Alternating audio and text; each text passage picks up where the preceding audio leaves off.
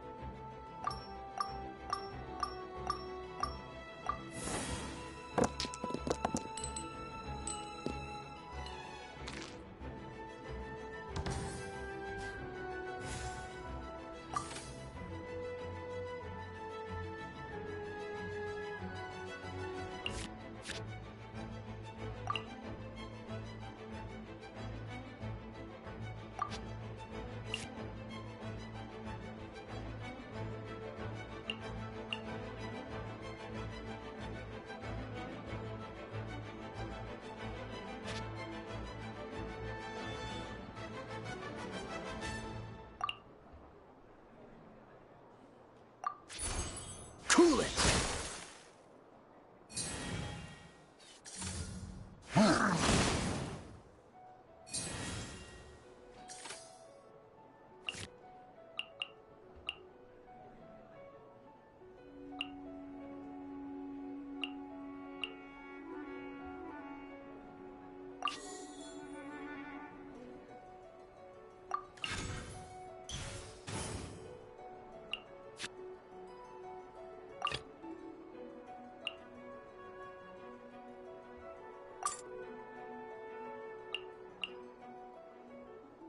Let's go.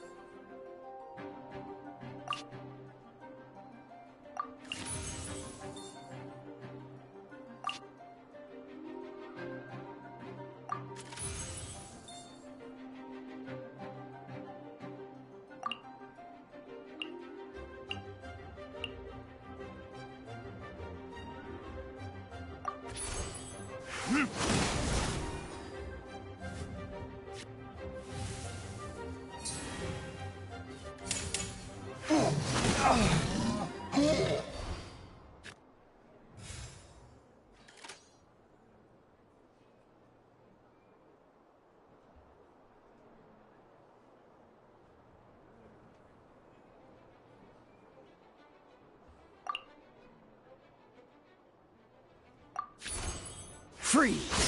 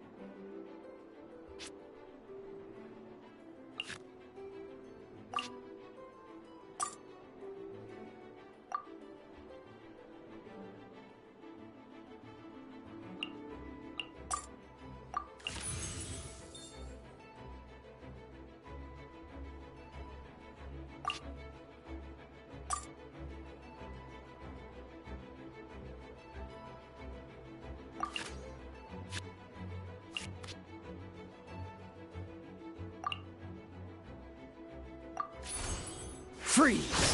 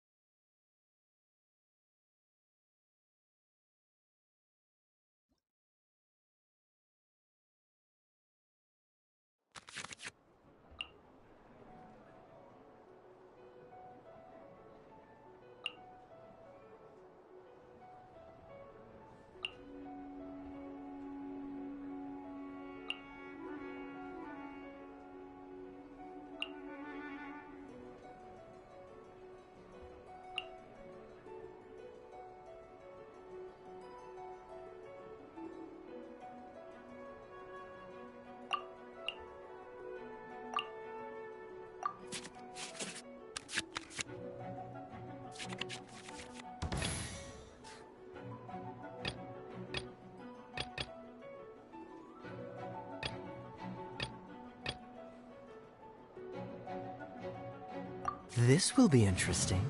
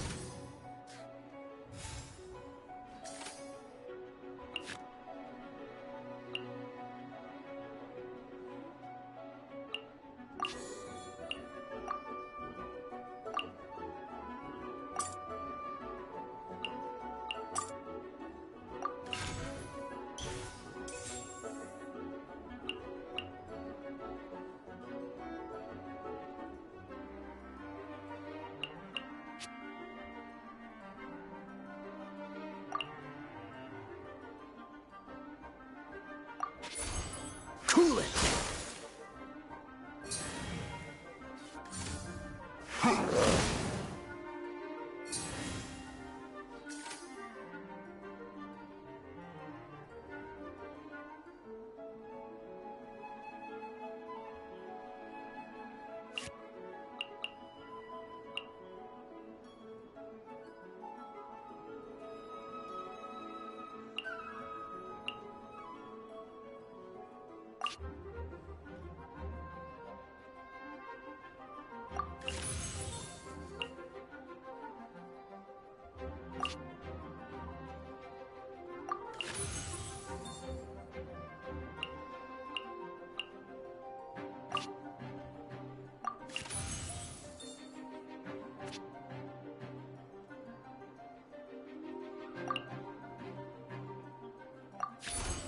Cool it!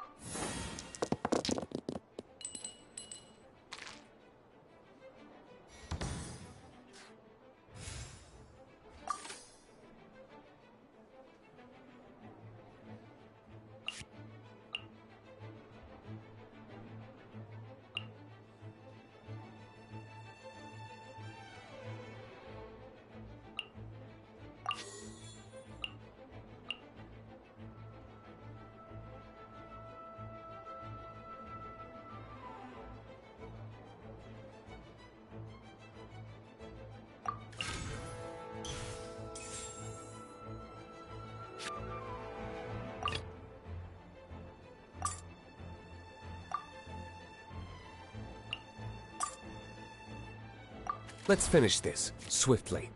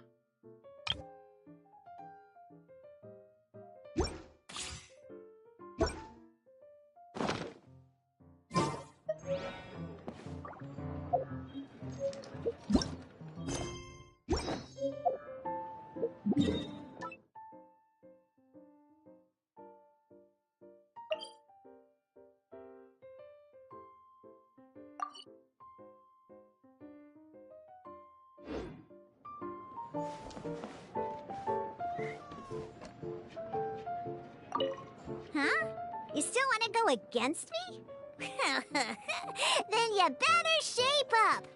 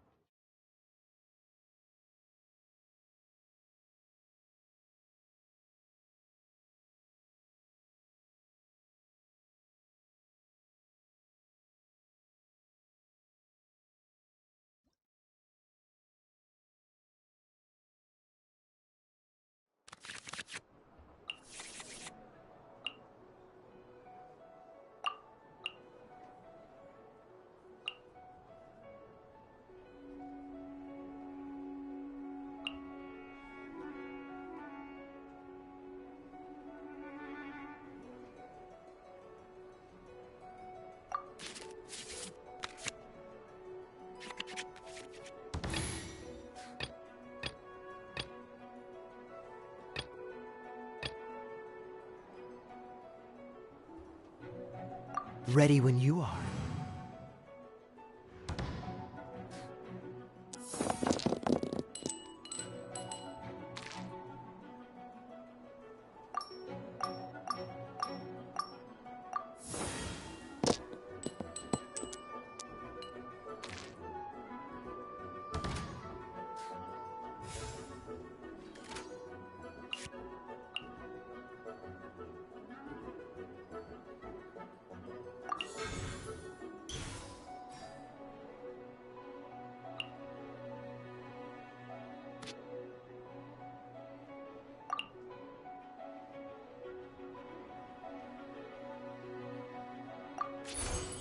Freeze!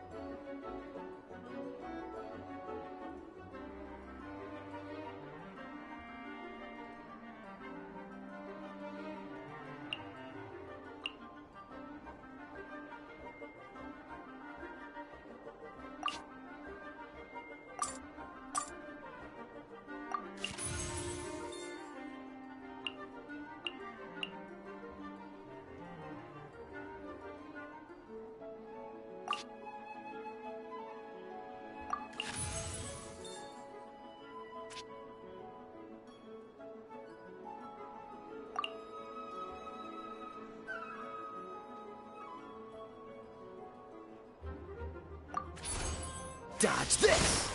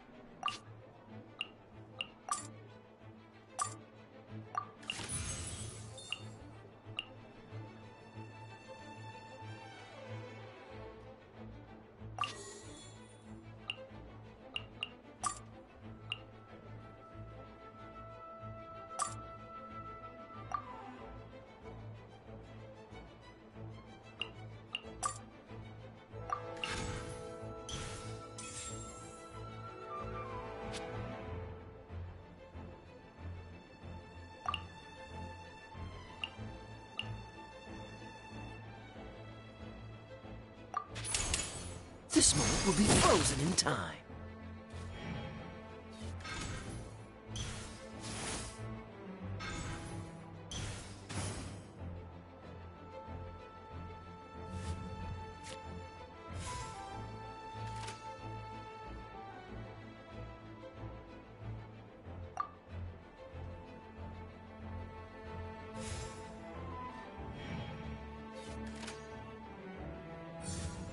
Let's light it up!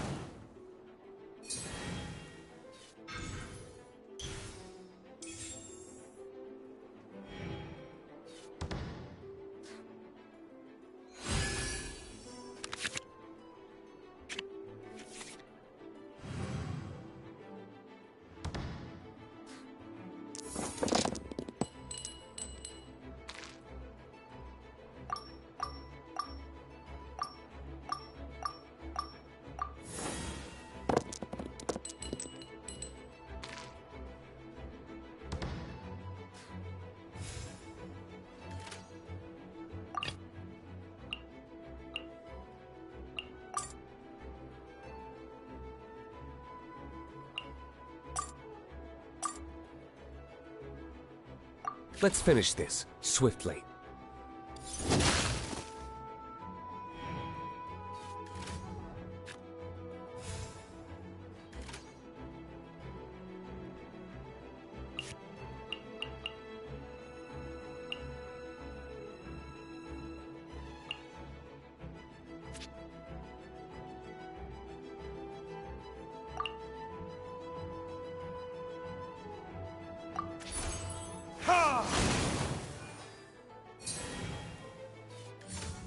Shaken and stirred!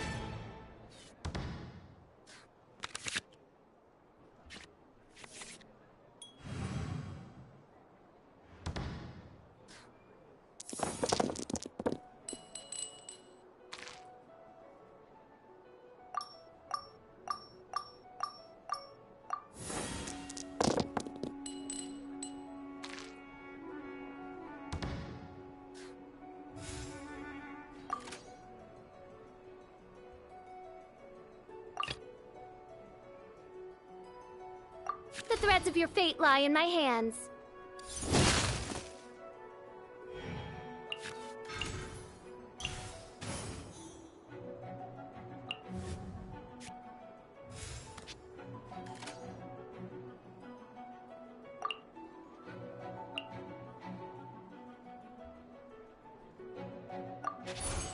By royal decree! I'm going in!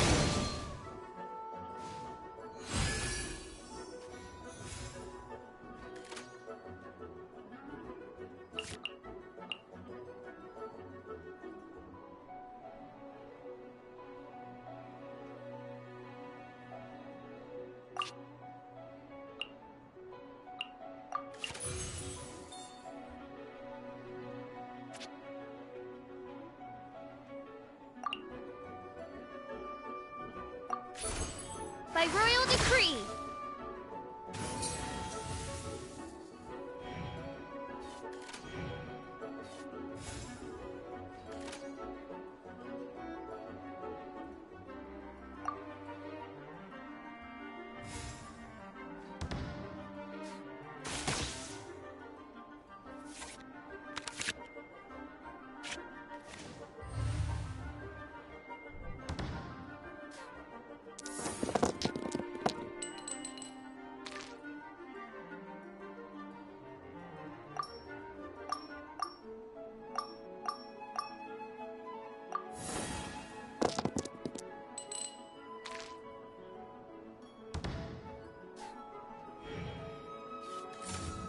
Out of the way!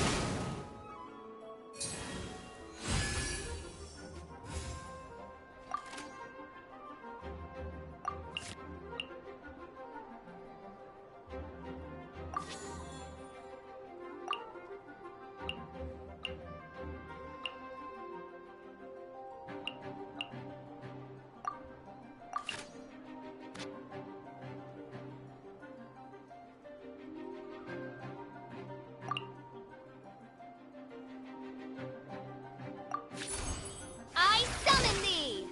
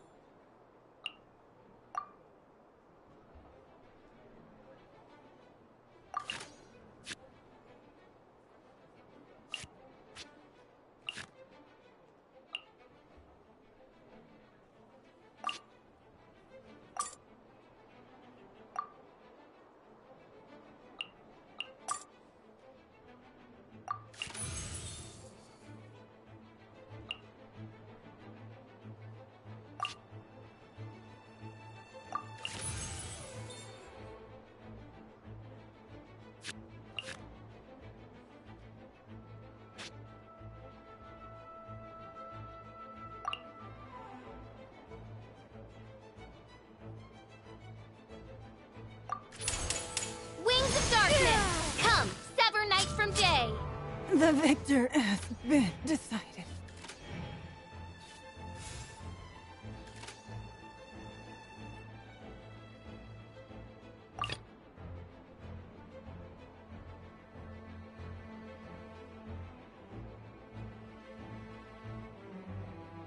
Let's go. This is just my luck.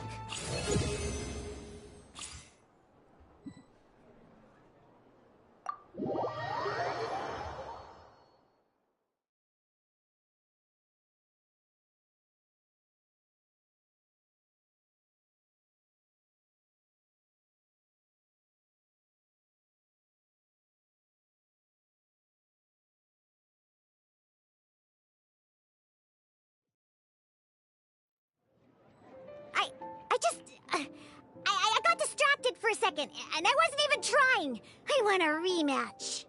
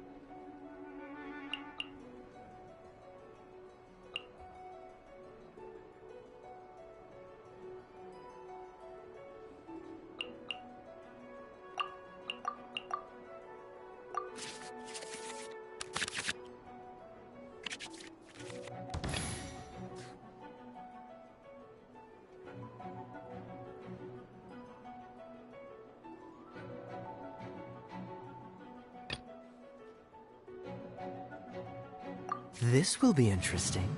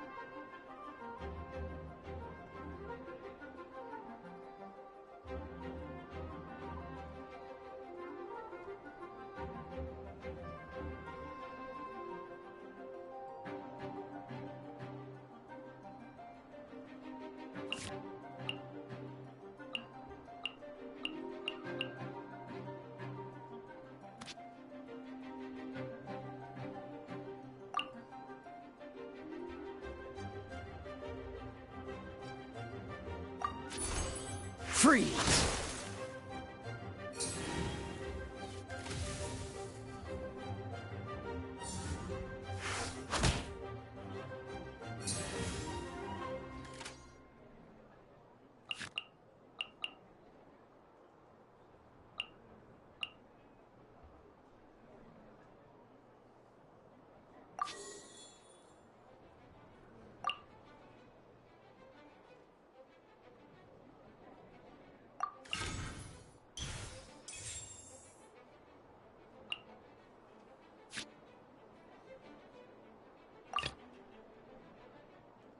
In the name of the Prinzessin!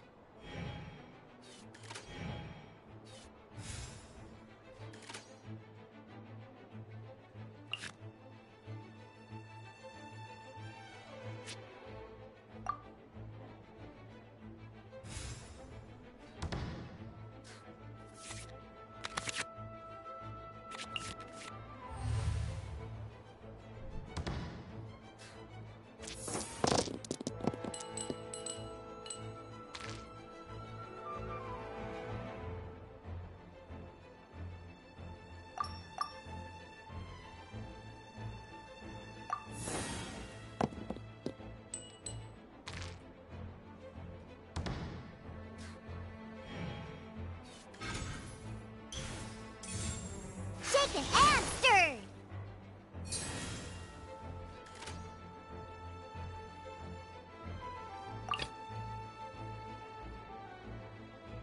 Let's go.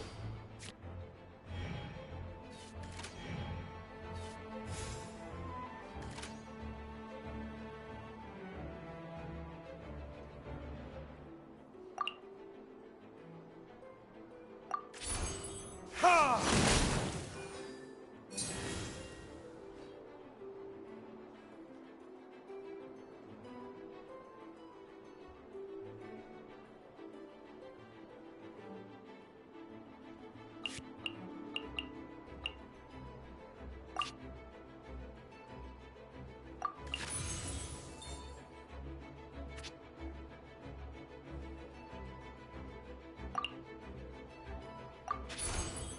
Can't keep my eyes open.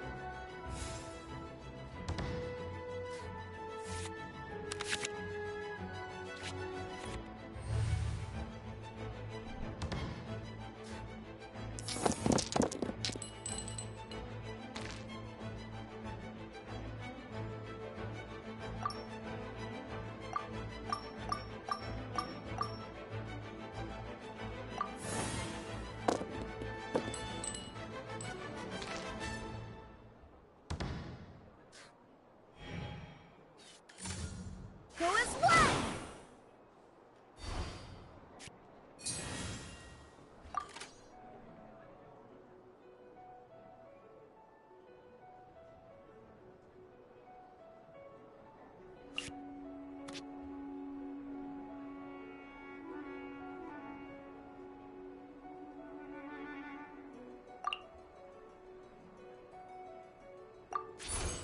Cool it!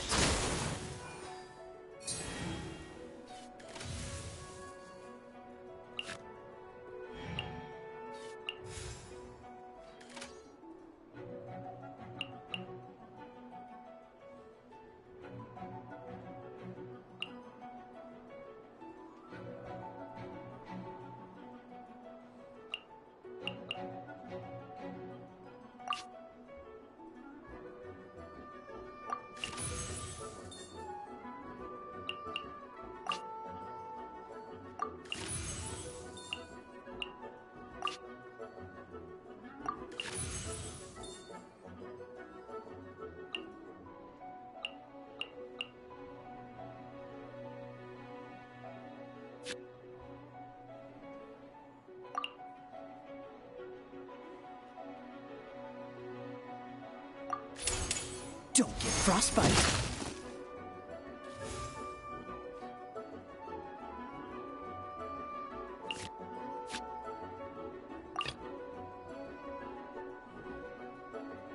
The threads of your fate lie in my hands. Oh, I have failed.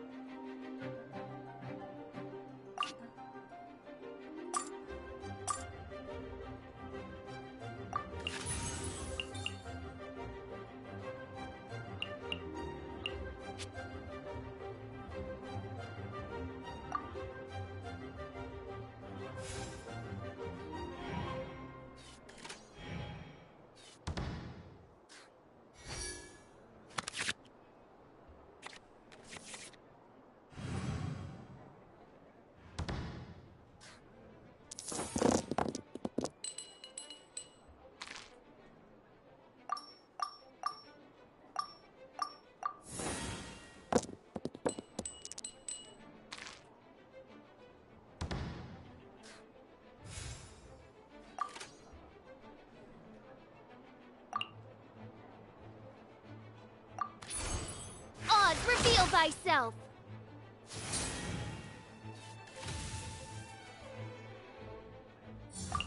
In the image of the wilderness.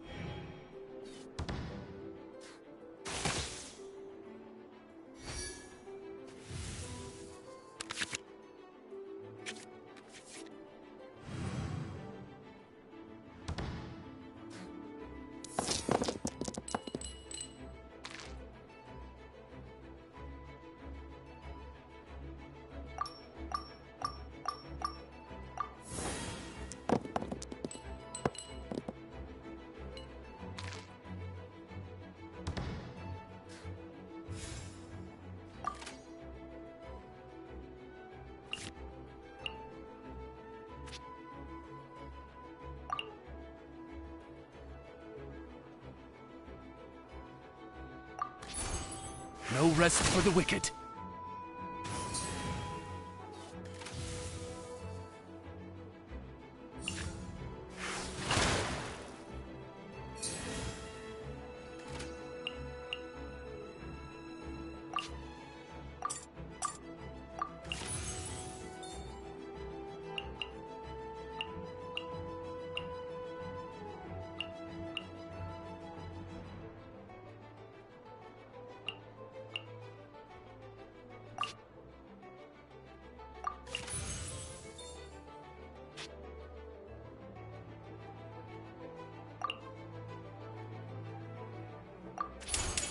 Shadow Raven, let Not night one, fall. two.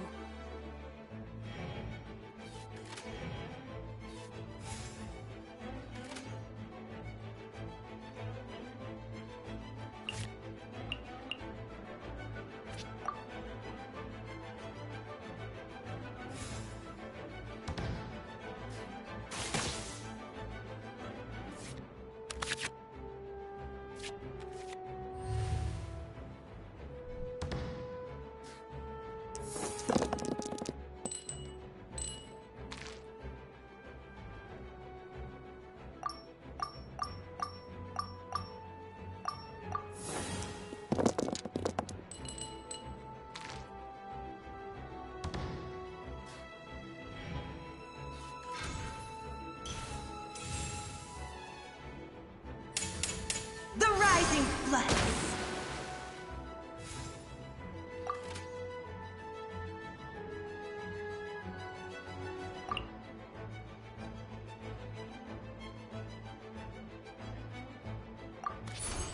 Oz, reveal thyself.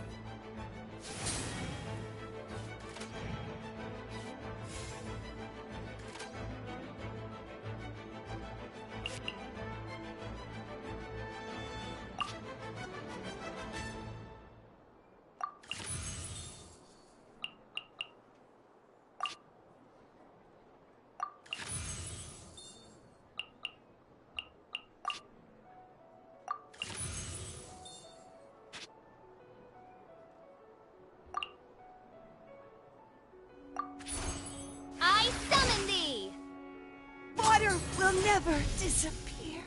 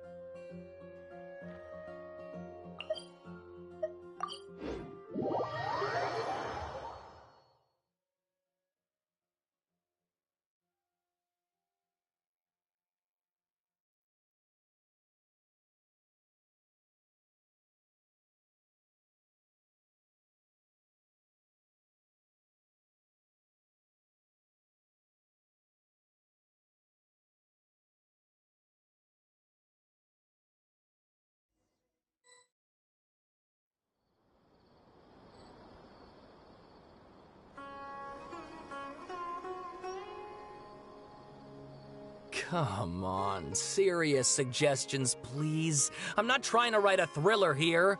It's supposed to be an essay, you understand? An essay! That means facts and logic.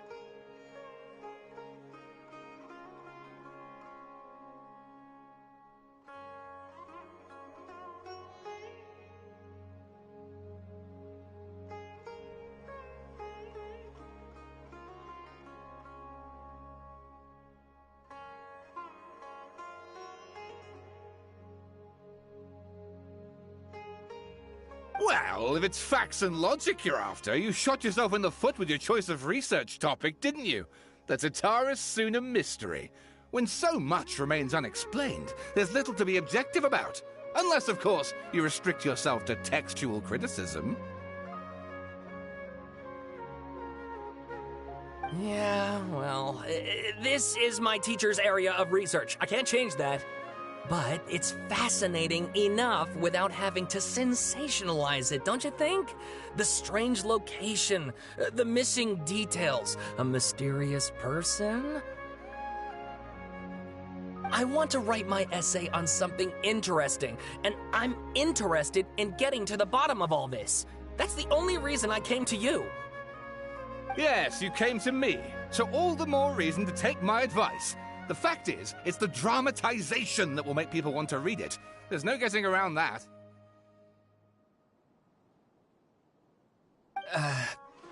Okay, but... Did one of them just mention Tatarasuna? But that's all the way in Inazuma! Is it just Paimon, or is it kinda unusual for someone in Sumeru to want to write a paper about that? Everyone here's just going about their business. Maybe it really is just Paimon. Guess people here are free to research pretty much anything.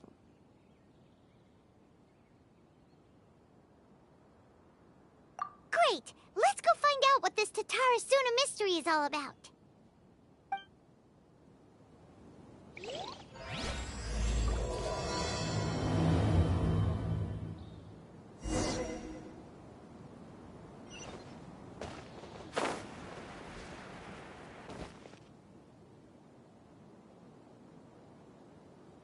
Alright, I guess I'll go with my textual criticism and your editorial direction for the first draft. I have a feeling that the missing Kabuki Mono will end up being the main focus of this paper. Ugh, if only we knew where to find that traveler. From what they say about him, this seems like the kind of thing he'd know about.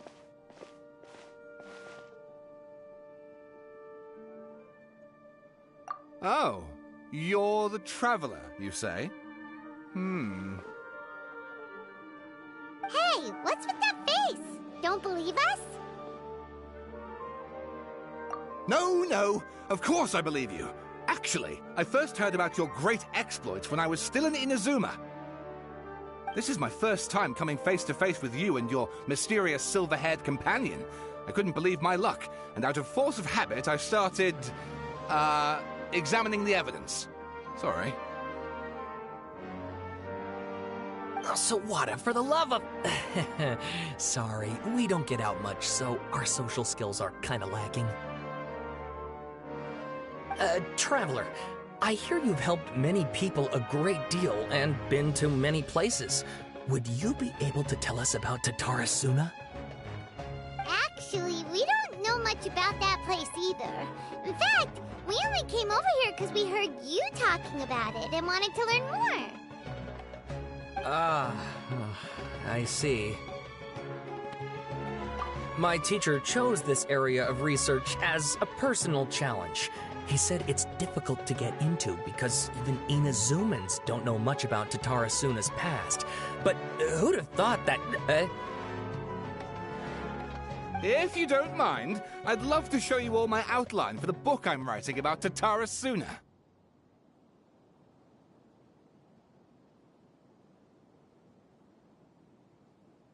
Hold on, Sawada. Don't you think that's a bit of a deep dive for a first read?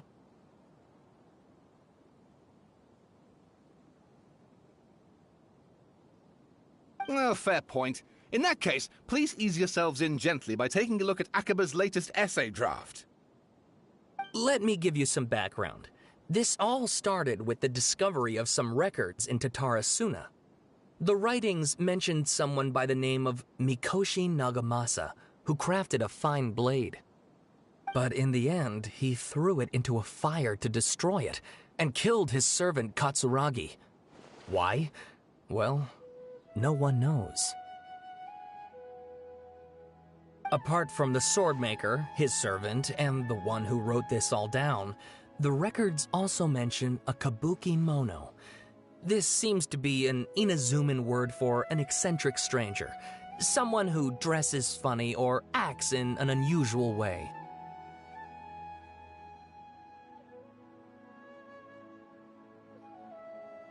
That's right. Akaba's teacher has spent quite some time researching these events on the ground. This Kabuki Mono lived in Tatarasuna for a while before disappearing without a trace. And shortly afterwards, as Akaba mentioned, things got pretty ugly. So first this strange person goes missing, then a murder happens? Seems kinda fishy to Paimon. Yes, my thoughts exactly. So I helped out too. I asked everyone I could think of if they knew anything about what happened back then. And wow! Did I get lucky! Stop shouting! This part's important. I just wanted to make it stand out.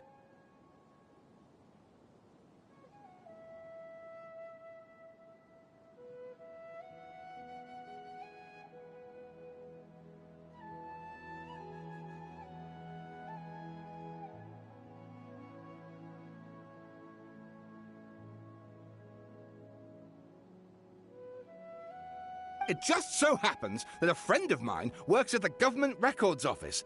He looked into it for me, and I can now confirm that all the aforementioned individuals did, in fact, live in Inazuma over 400 years ago.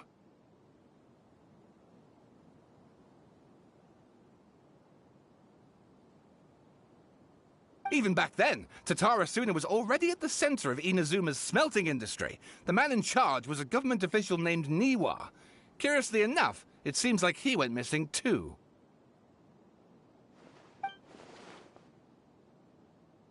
Wait, so there are 2 missing people in this story now? That's right! What's more, Niwa is a name with a lot of history to it. Have you ever heard of the great swordsmith clans of Inazuma?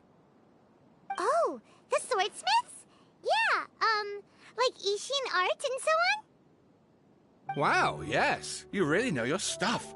That makes things easier. So basically, this Niwa was a distant relative of the Kaidahara clan, the last practitioners of Ishin art.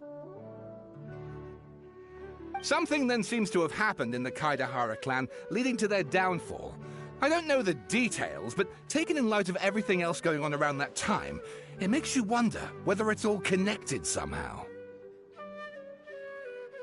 The Kaidahara clan? Sawada, you left out the biggest detail of all. Oh, yes, of course. How could I forget? Brace your minds, ladies and gents, for they are about to be blown. Or maybe you won't believe your ears. I wouldn't blame you, of course, because in all my years as a writer, this is by far the most. Get to the point, for Pete's sake. According to information acquired by Akaba's teacher, the Kabukimono was not a human, but a puppet.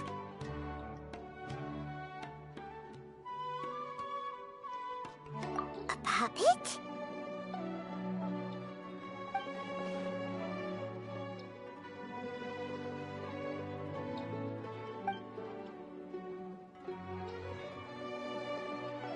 Aha! Judging by the looks on your faces, you do know something after all. No!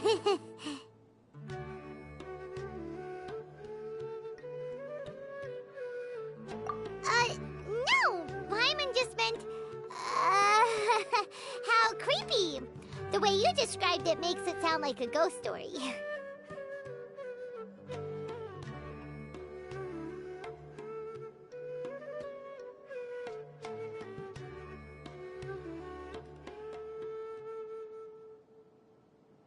I agree, it does.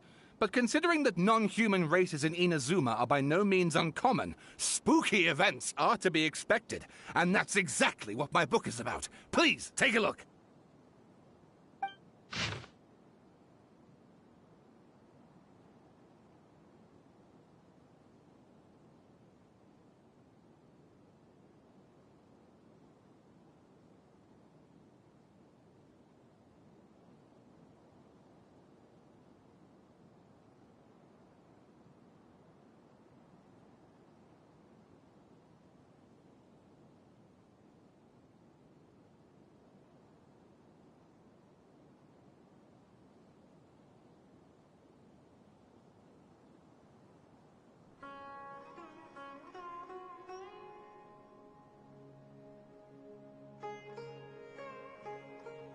Oh, and please read my essay draft as well.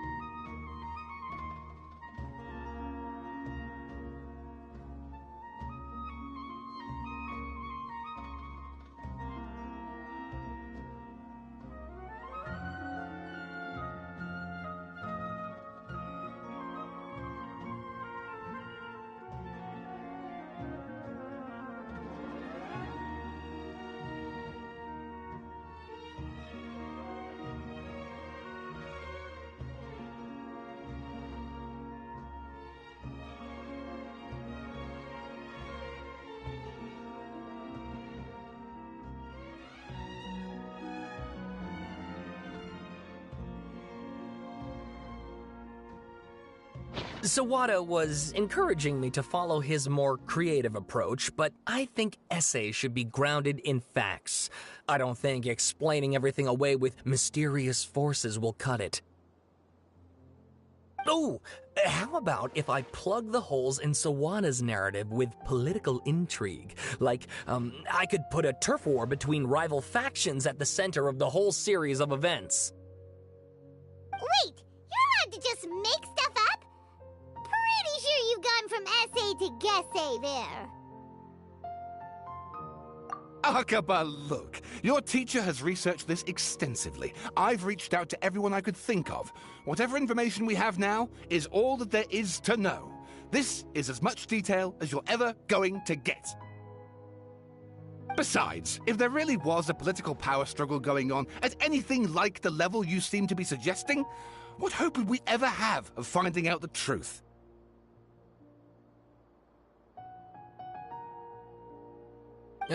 Good point. Okay, back to the drawing board, I guess. Give me some time. I need to find a new angle on this. We have some other stuff to do, so we'll have to say goodbye for now. Good luck with your essay! All right, thank you. If you find out any more info about all this, please do let me know. Thanks so much.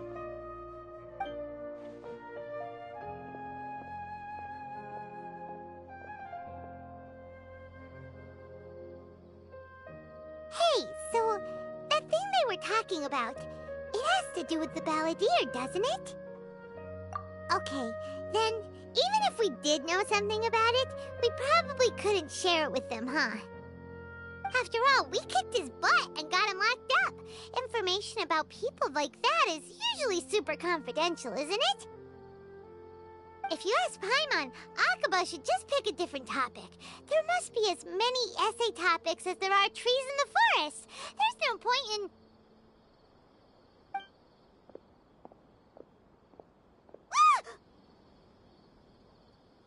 Hey, did you see that? He literally just went by, over there. It looked like... the balladeer! No, it can't have been. He got locked up. Oh, quick, let's catch up and see.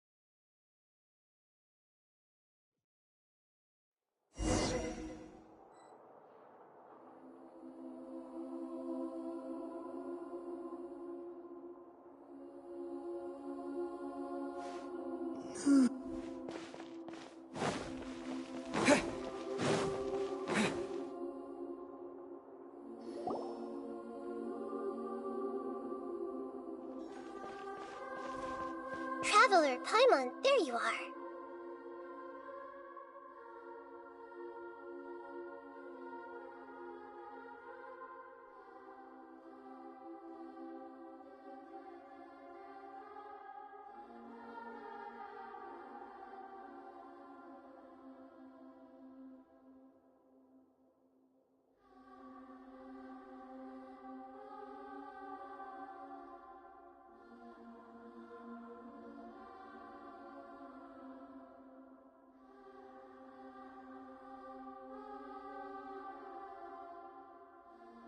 Nahida! Bad news. We just saw the balladeer strolling around in public.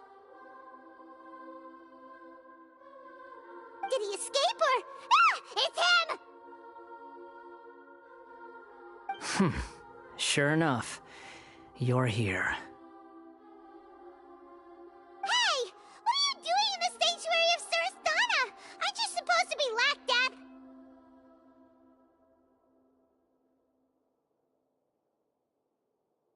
I know you must have a lot of questions. Please, allow me to explain.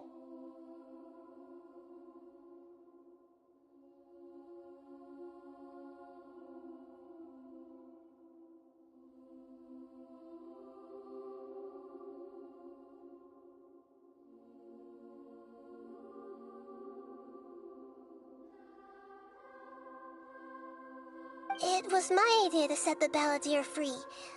We made a deal, and he's gonna do some investigation in Irminsul for me.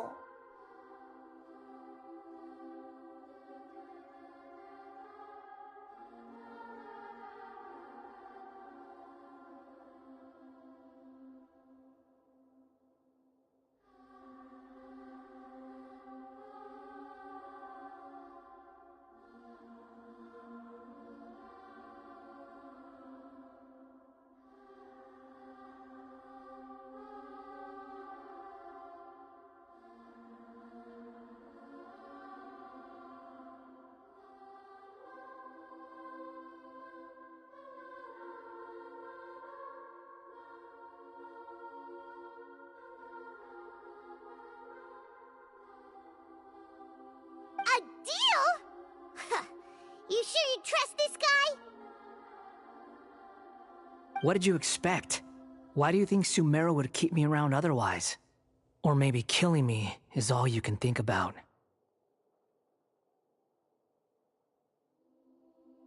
But if that's the case, why haven't you done it already? Don't flatter yourself. It was... Nahida said there's still some mysteries in you to figure out.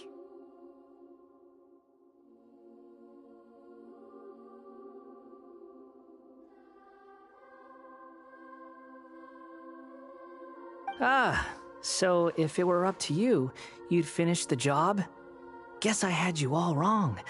There I was thinking you were just getting cold feet.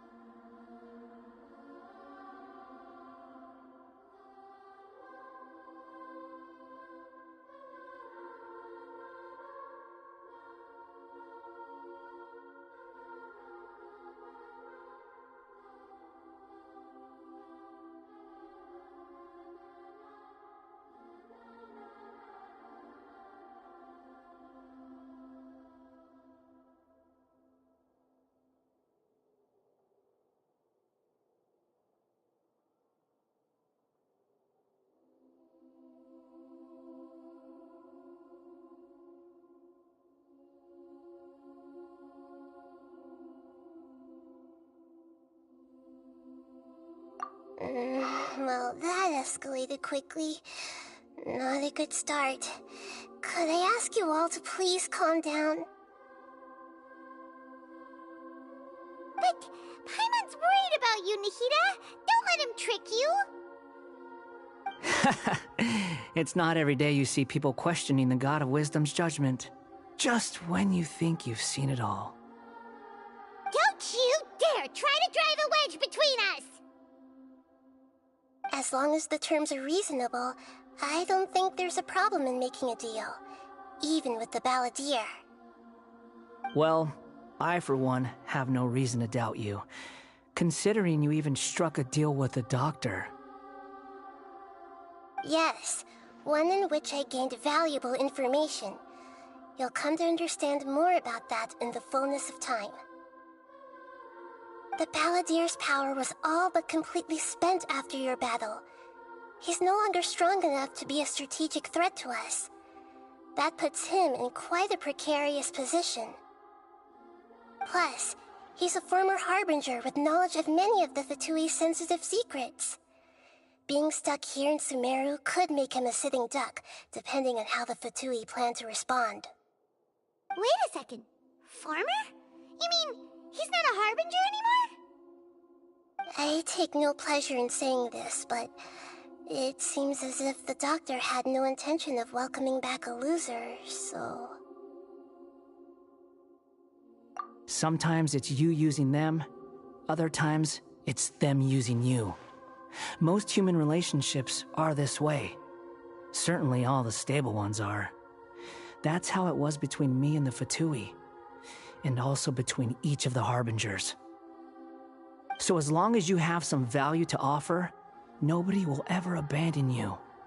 But after recent events, even I have to admit that I'm not worth quite what I used to be.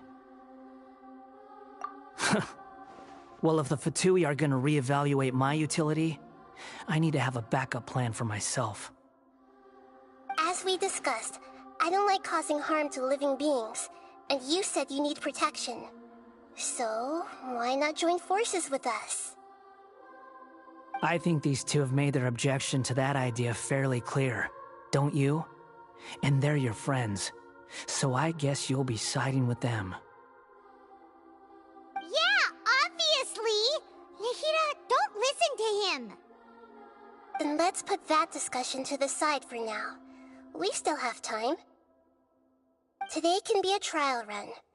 Where we go from here will depend on how well we manage to cooperate today. All right, then I'll do what we agreed. Good. Go now, and keep in touch. Nahida, are you serious about this? Yes. I have my reasons for this decision. In fact, I'm largely doing it for your benefit. Yes. As I told you once before, there's information about your twin in Irminsul. Oh, yeah. Actually, that's the whole reason we came to see you today. So, you have an update on that? Mm-hmm. You may remember me mentioning that the Fatui had not included your twin's details in the Descender category. This is an extremely important point. It's possible that the Fatui have other information that even I don't know about. And since the Balladeer used to be one of them, he'll be better acquainted with this information than I am. He was granted the power to connect with Irminsul when he almost became the god of a new era. Even though he no longer has the Gnosis, some traces of its power remain in him. He can still connect. The amount of information in Irminsul is vast beyond description. Sifting through all of it without knowing what to look for would take too long, even for me. So I asked the Balladeer to search in Irminsul for any information about the Descenders. He's more familiar with this kind of information, and should be able to find it more quickly. Exactly! Or what if... Paimon just doesn't trust him! He's treated us as enemies every time we've run into him! I understand. But sometimes, everything is dictated by which side you're on. How things will go in the future depends on what information he brings back. And Traveler, I know what your heart desires most of all. Our minds have connected several times before. There is a corner of your heart reserved for an intense longing. A feeling of being all alone in the dark, searching for the one candle whose light still burns. As Sumeru's deity, it is my responsibility to be on guard against the Balladeer. But as someone who counts you as a friend, I want to do something for you. If this deal with the Balladeer can give you the answers you've been longing to find, then it's worth it. It's my pleasure, really. You're Sumeru's hero. You've more than earned it. Paimon's still worried about this idea. Is there anything we can do to help? I was going to contact you about that, but then you suddenly showed up on your own accord. Seems like we have a telepathic connection.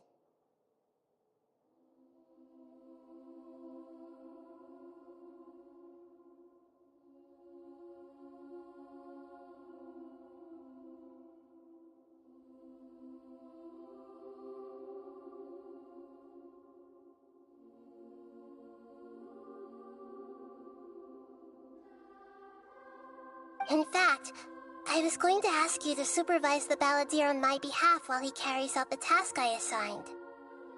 Even though he only has a fraction of his full power left, that's still a fraction of a former Harbinger. If you could accompany him, it would put my mind at ease. Of course, I'll be there to help guide you through Irminsul from the outside. Great, thank you. Prepare yourselves. I'm going to transport you into Irminsul.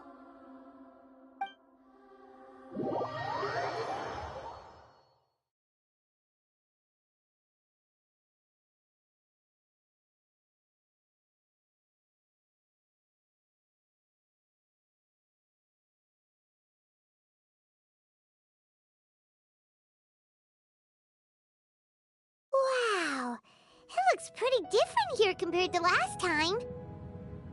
The colors are gentler. Guess that must be because Sumeru's at peace now.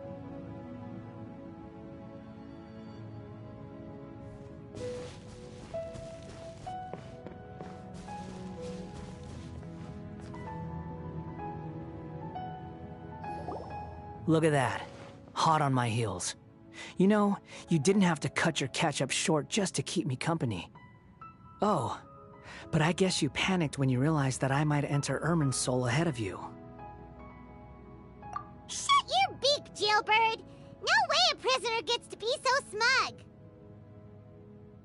I understand that prisoners have to put up with harassment from the guards, but right now, I'm on temporary release, so maybe you should think about backing off a little. Sounds like a successful rendezvous. I need to be quite clear about something.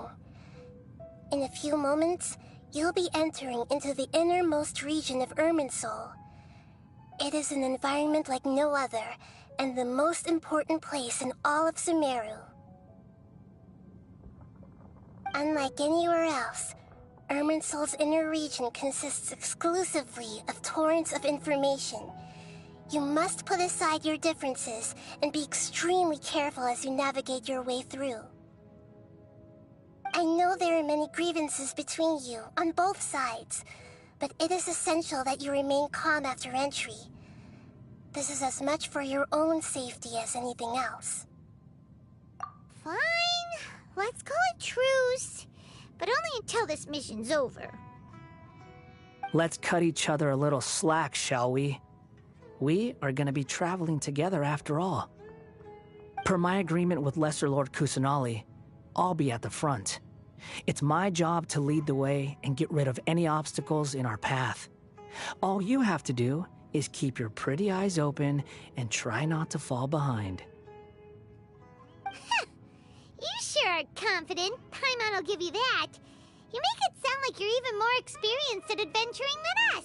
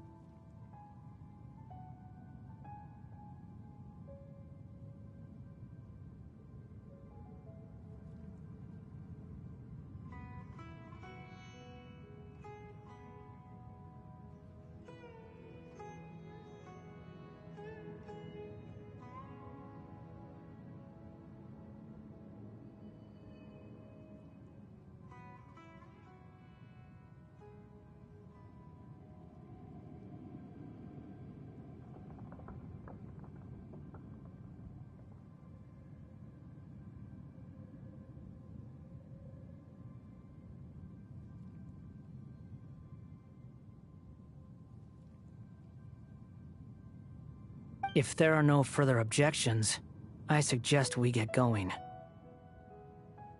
Or did you need some time to mentally prepare yourselves? Ew! Ugh, the snark on this guy! It's unbearable!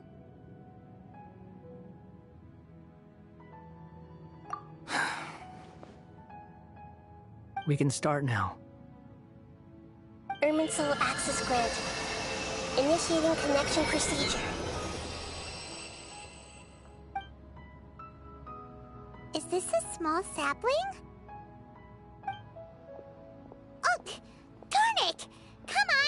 catch up with him.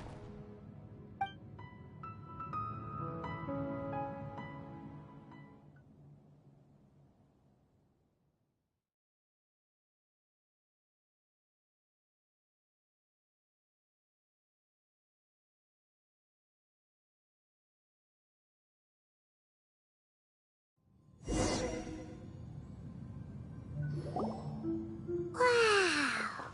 So this is the inside of Irminsul. Ooh! Paimon's never seen anything like this. And it feels like a sacred place. Irminsul is closely intertwined with the entirety of Teyvat. Every bit of information flowing here means something. Pick your jaws up off the floor. It's time to go. Why is it that Paimon just wants to do the opposite of everything he says? Lesser Lord Kusanali, we will now proceed to the heart of Irminsul. Can you still sense where the heart of Irminsul is?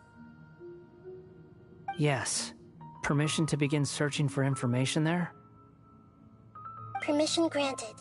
Go ahead. Let's go. Stay close. Don't go running off. Hey, so... say we did go running off in here. What would happen? What are you smirking at? I was just imagining the look on your travel companion's face if you went and got lost. Anything's possible in here. You can't rule anything out. So if you want to stay safe, your best option is to stick close to me.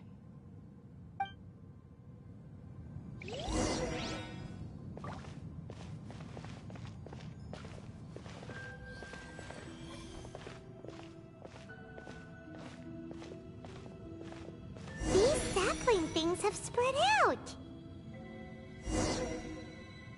Those are all packets of information from inside Irminsul. Be careful not to touch them.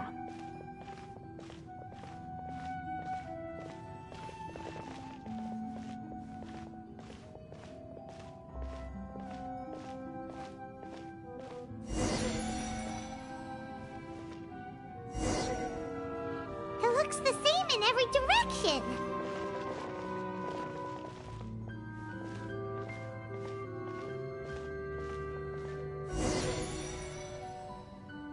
No wonder he mentioned about getting lost. Huh. What do you know? He was actually telling the truth. Is he mocking me again? What is it this time? There's a time and a place to lie, but this definitely isn't it. So why don't you relax your guard a little?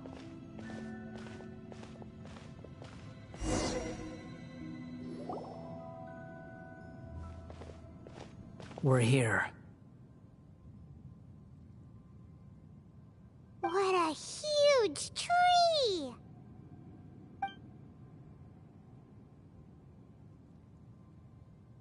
Lesser Lord Kusanali.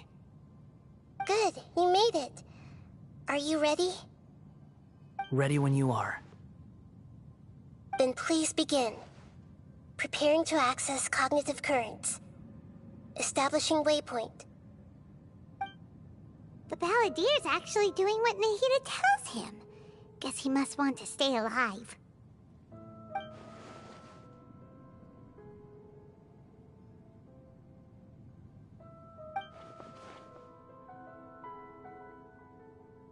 The rest is up to you. If you discover anything at all, make sure to share it with us. Will do. Huh. For once, we're the ones with nothing to do. Traveler, Paimon, would you like to talk? Yes, I've also invited Paimon to join. Huh? What the? We can talk to each other inside our heads?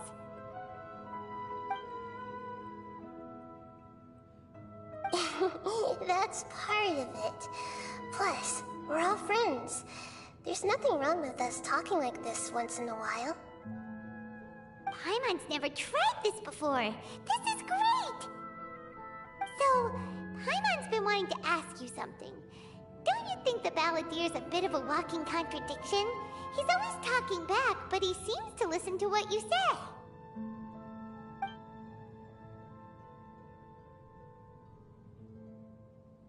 As I've told you before, there are still some mysteries for him to resolve. Things that are clear as day to me, but that he has yet to understand. Perhaps today will be the day that he finds some answers.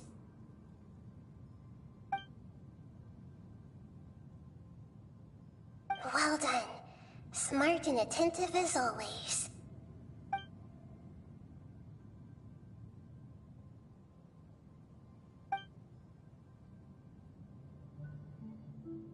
So, you made contact with that part of his mind. Well, it's true. Betrayal turned the Balladeer into the person he is today. Huh. Paimon thought nothing could get under that guy's skin. Turns out, he can get hurt and angry just like anyone else. Everyone has a history, Paimon. Even if you're a puppet created by the Electro Archon. Speaking of puppets, we ran into two people at the Academia today talking about an essay. Turns out their topic was about the Tatara Suna incident. Nahida, do you know anything about that?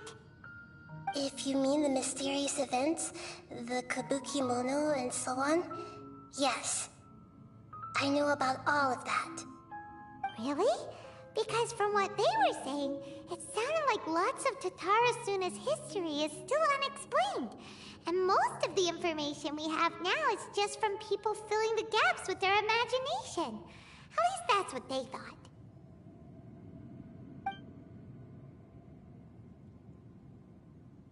Oh? How interesting. Those two managed to deduce quite a lot through guesswork alone. So the Gesse got it right? Well, they guessed right about one thing. Tatara Suna was sabotaged. Must be a riveting conversation you three are having. Funny how all the good ones happen when I'm not involved. What makes you think we're talking to each other? Don't insult me. You're having a private conversation without me. Obviously, I must be the topic of said conversation.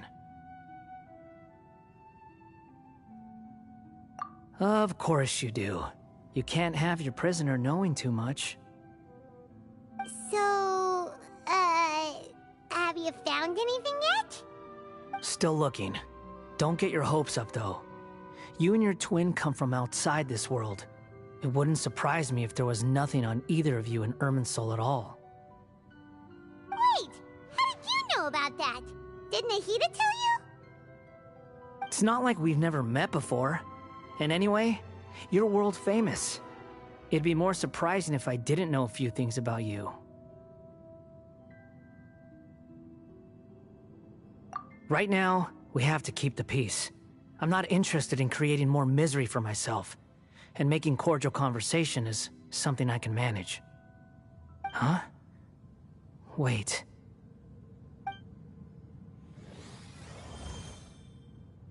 This light, it looks similar to those saplings.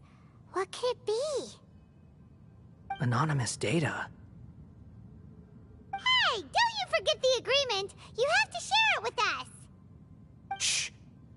Just wait. Mr. Niwa, are you certain this is worth the risk? We are talking about Tatara Suna's furnace, after all. It may not pay to act rashly. There's no one else who can enter the furnace. It has to be me. Is that so? Well, since you insist. It's...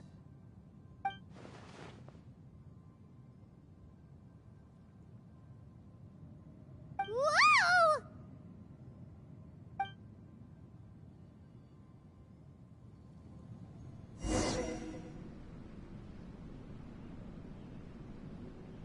I have been in Tatara Suna for some time now. You have shown me great hospitality, as has Mikoshi Nagamasa, and indeed, everyone else. Under your leadership, Tatara Suna is a warm, welcoming place. Like a giant village. People are gainfully employed. Their lives have purpose. They are motivated. As I understand, the Raiden Shogun has, in recent years, eliminated much of the evil that plagued Inazuma. As for Tatara Suna, it was originally established as a means of safely disposing crystal marrow.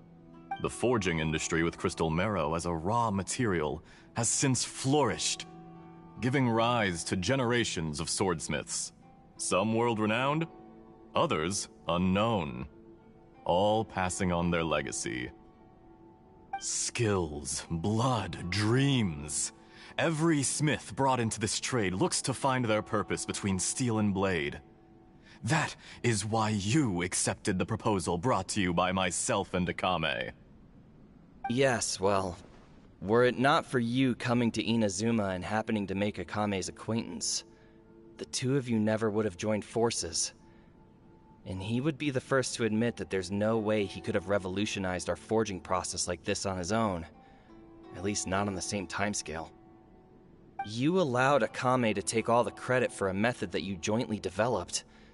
He sold it to me, and now every piece of ore here is smelted using the new technique. Even now, you remain one of Tatara Suna's key consultants, working right here alongside us. I believe it is you, sir, who are truly responsible for the changes in our manufacturing and forging methods. You flatter me. From the outset, I saw much that was commendable in the forging industry of Inazuma, and it has been my great honor to befriend you all. So you say, Escher. But is this really the truth? My good sir, what do you mean? I tried to resist thinking it was all connected, because I didn't want to speculate, and I didn't want to believe that things could turn out this way. What have we gained from adopting your new technology? Ominous black smoke? Mounting production problems? Worker fatigue and casualties are up and continuing to rise at an alarming rate. And recently, as you well know, someone died because of that strange filth inside the furnace. We've kept the truth from spreading outside, but still, I suspect you understand it better than I do. None of the people who went out to get help have come back.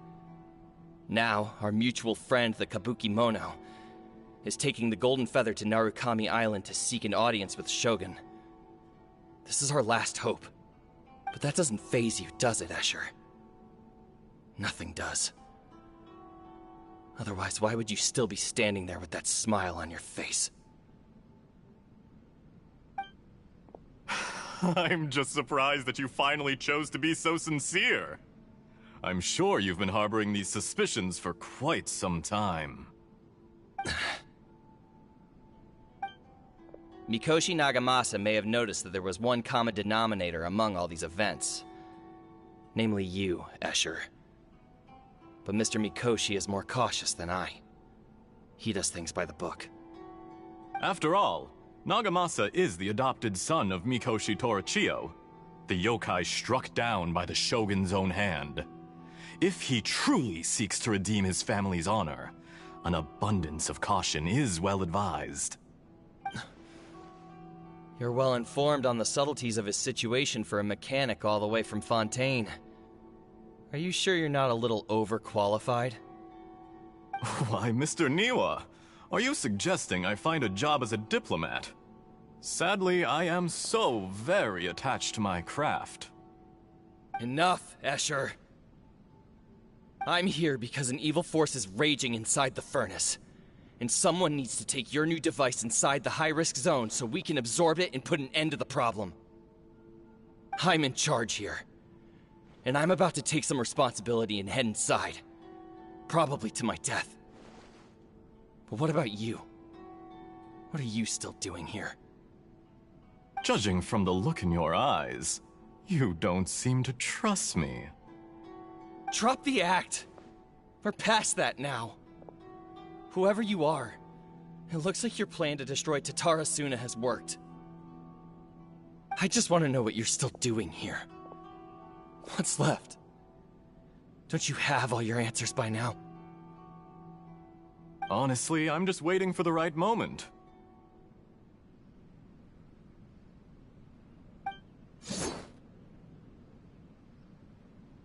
A moment like this, where you finish talking and I stop you from entering the furnace. You...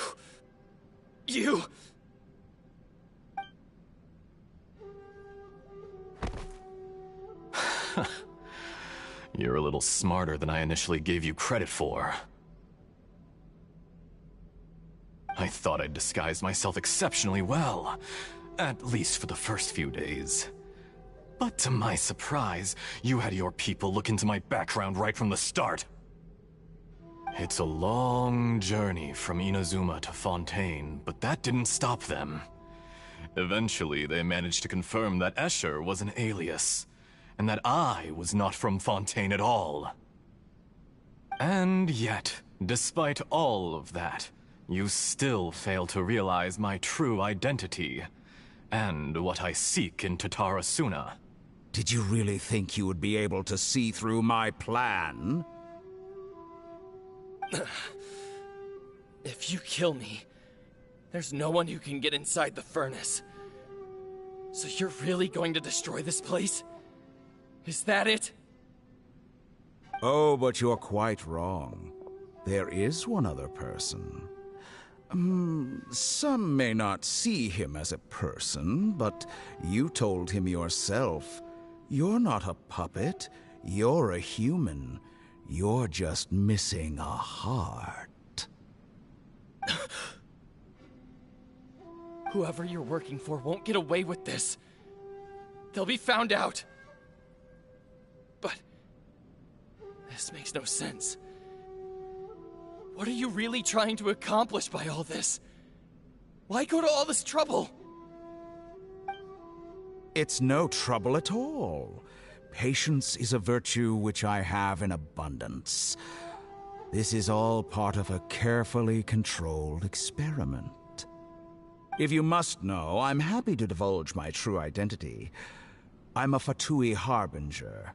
Call me the Doctor. The Fatui? Who? What do you want? Just to create a minor inconvenience for your nation. That's it? That's why you gave us your cursed technology? Just to let loose the evil energy from the crystal marrow? Look how even the righteous soul is filled with venom when faced with its demise. My device functions precisely as you say. It is the only chance you have of preventing a catastrophe and keeping the truth from the outside world. However, I did not make it with you in mind.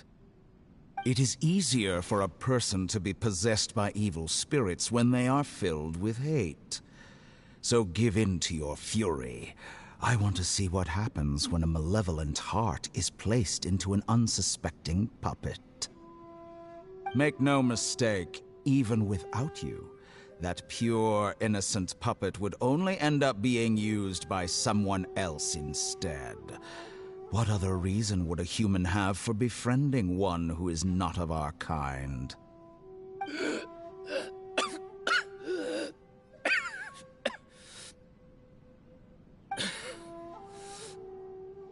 If you give him my heart, tell him that both Nagamasa and I see him as one of us.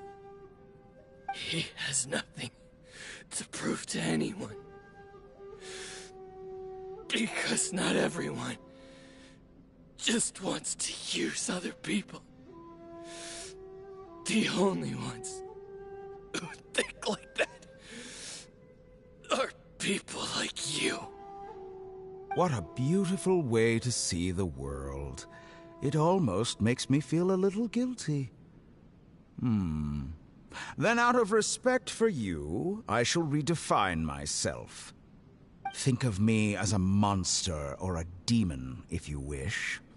At least this way your death is not a consequence of your own folly turning you into an easy target. You simply lost to something more powerful than you could ever hope to defeat. I say, Mr. Niwa, let's see what happens. Will your puppet friend become a human? No, that will prove quite impossible. Mr. Niwa? Already dead. What a pity.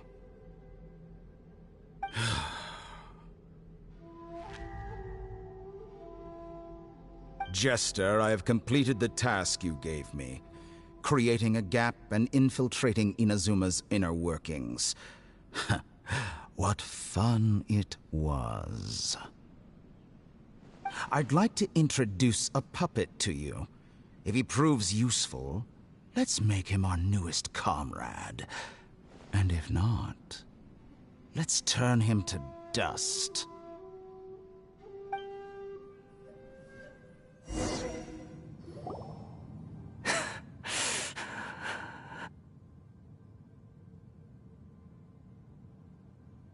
Hey, are you alright? Dottore.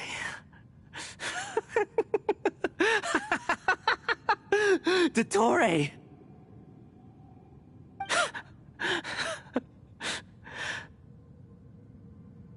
Good. Good. Was that the doctor? Did he turn into a mechanic from Fontaine? But why did we see things from his perspective? When I touched the doctor to confirm whether he'd eliminated all his segments, I read this memory in his mind. You have to admit, it must be the truth. Maybe so, but it means nothing. Does it? But this memory shows that Niwa didn't betray you. He never meant for you to be the one to take the device into the furnace. You know very well what that means. Even more so than I.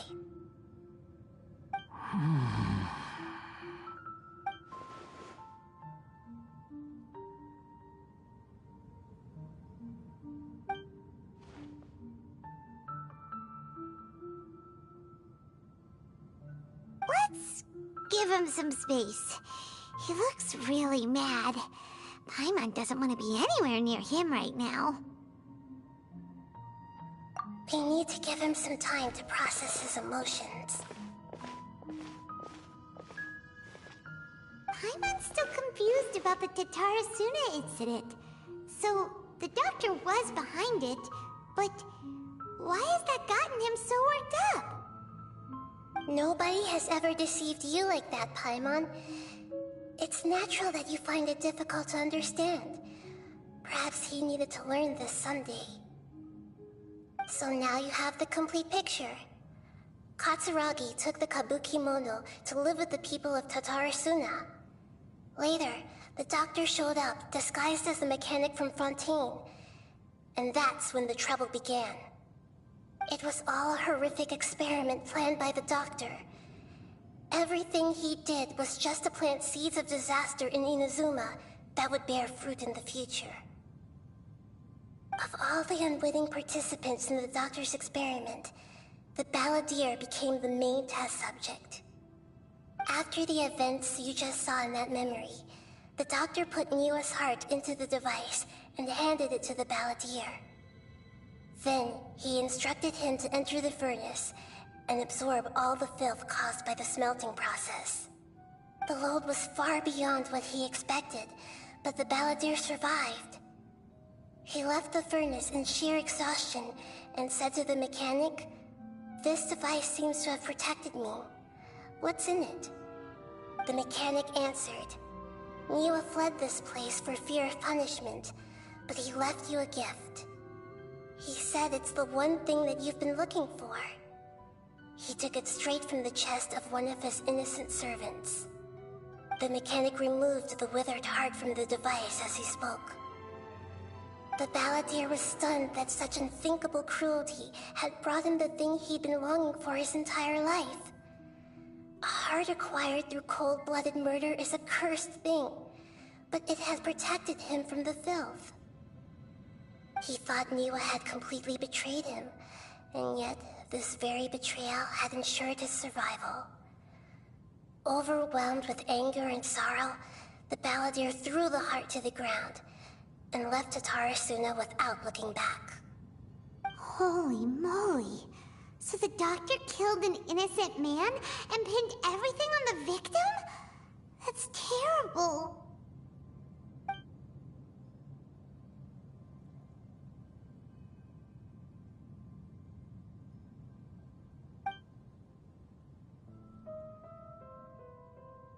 Yes. Only if he understands this can he choose a new path forward.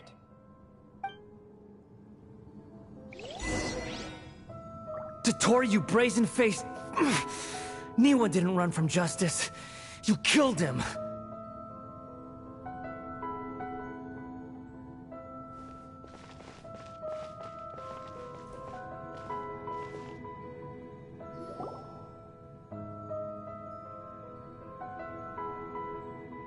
Shall we see how he's doing?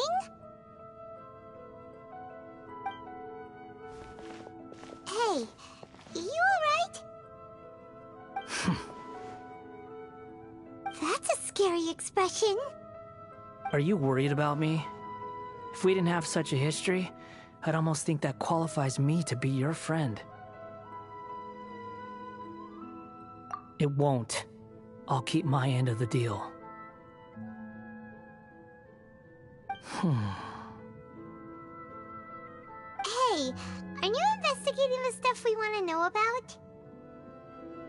That's why we're here.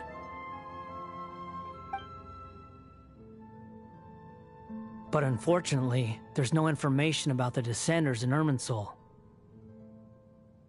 Even if you can't find anything, that seems to confirm it. Irminsul does not keep records on the Descenders. Anyone who comes from beyond this world is not counted as part of Teyvat. Oh, does that mean we have to leave empty-handed?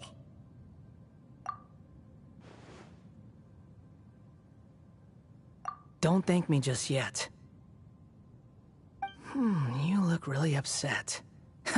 Well, since Irminsul was a dead end, I guess I can share some other info that might interest you. Huh? About what? The reason why there are records about your sister in Irminsul. It might have something to do with Conria. Apparently, Conria was her first destination when she arrived in this world. Plus, she only came to this world because the heavens responded to the summoning. The heavens responded? The Jester told me this himself. You can take his word on this. He was a royal mage in Conria, and lived with your sister for a time. I don't know the details. It's up to you whether you want to believe me. All I can say is, I wouldn't lie to you about this. Did you get all that, Lesser Lord Kusanali? Yes. Astonishing news. Does this info count towards my mission? It wasn't from Irminsul, but was it valuable? Very valuable. Good. In that case, I'll take some time for myself now. Huh? What have you done? Lesser Lord Kusanali was right. My power's all but completely spent. Even if I use all of the divine power left in me, I can't sustain this shield for very long.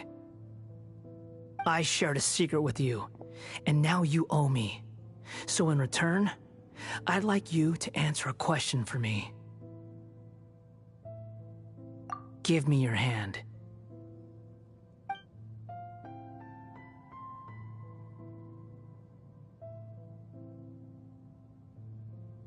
Can you hear my voice inside your head?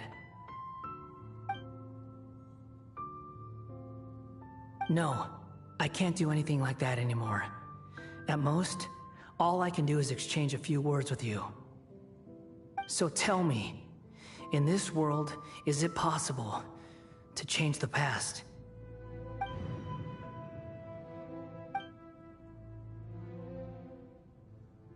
Done.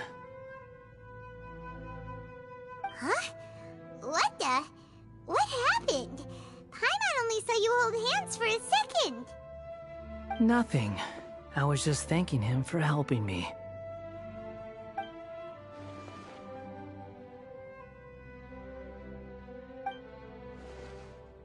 So long. I suggest you get yourselves out of here quickly.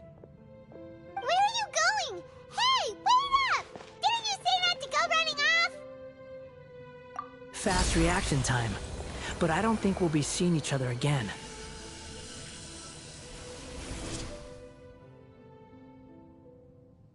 From this day forth, the names Balladeer and Kabukimono will cease to exist. Those who died in Tatarasuna because of me deserve another chance at life. Hey, Balladeer! Don't do anything stupid! You know, I never did like insects. Hordes of the puny things swarming together can be a real nuisance.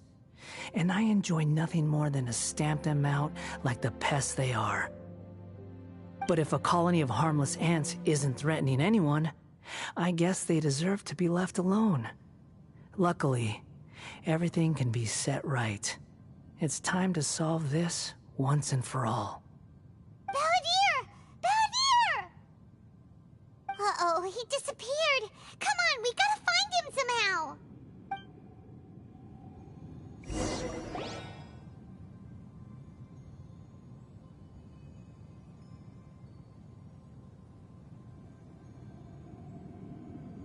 Oh no, he's really gone.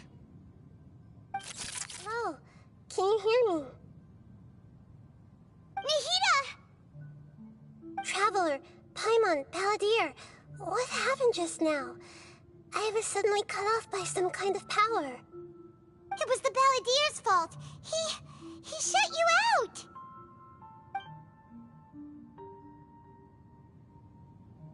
I didn't think he'd be capable of something like that with so little power left. Did he keep some of his power hidden when he was defeated? Or did he achieve something beyond his abilities, and it took everything he had? Where the heck did he go? Ugh, it's all our fault. We were supposed to keep an eye on him. Sorry, Nahida. Don't be. It's not your fault. Please, let me handle this from here, even though I'm not sure I can solve it. We're running out of time. Follow my lead and get out of Irminsul as soon as possible.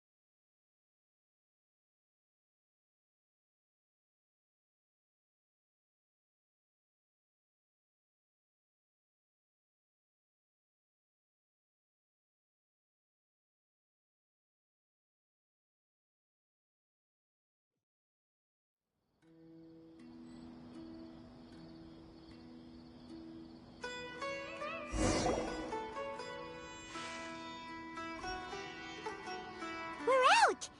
And we're at, an inn or something? This is an emergency. I'll have to ask you to stay here for now. Everything's arranged, and nobody will disturb you. I'm sorry, but this isn't something I need your help with. Leave this one to me. An emergency? How bad is it? Nahida, will you be okay? Don't worry. If my assessment is correct, though there may be some minor disturbances, it won't lead to a disaster. Please rest and recover your strength here until I say it's safe. Her voice has gone. Paimon can't shake the feeling that something really big has happened. What do you think the Balladeer meant? And why did he suddenly grab onto you before?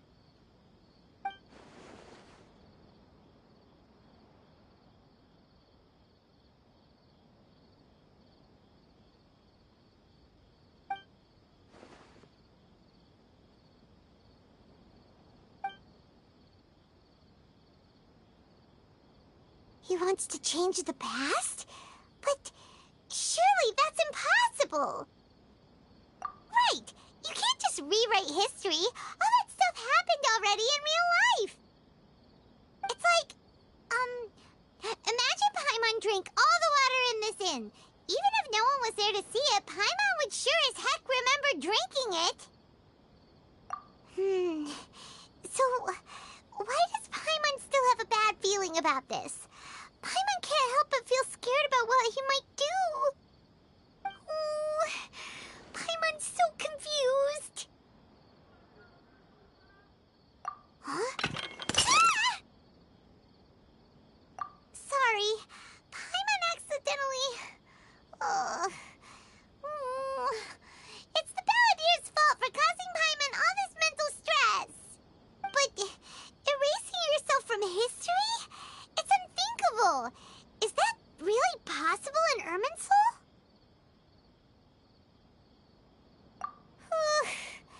Uh-oh. Paimon's head is overheating from trying to understand what he's up to. And it's still not working. Ugh! Paimon's had it with that little brat. He's been nothing but trouble ever since we met him.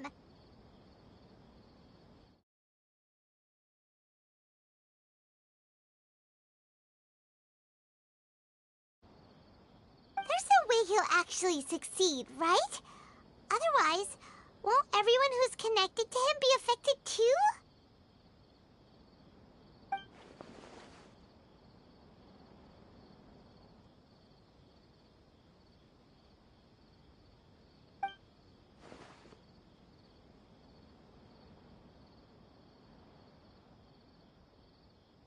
There's nothing we can do about it at this point.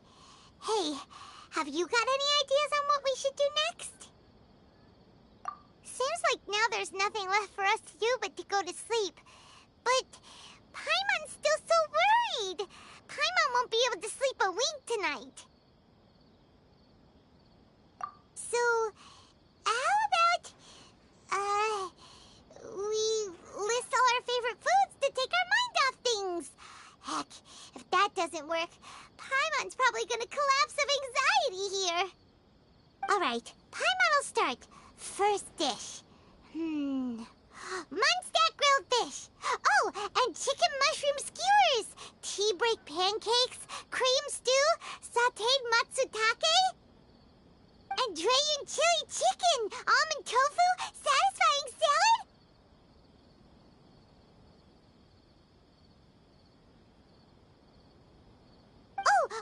Also, Adeptus Temptation, golden shrimp balls, triple layered consomme, lotus seed and bird egg soup, and...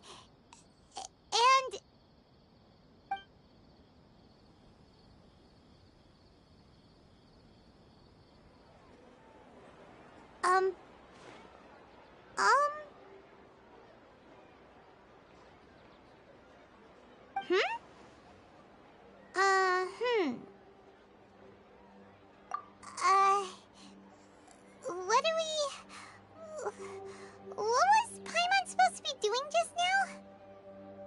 Paimon was, talking? Huh. Paimon suddenly can't remember what she was talking about.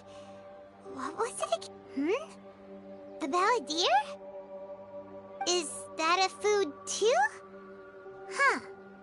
Weird name, though.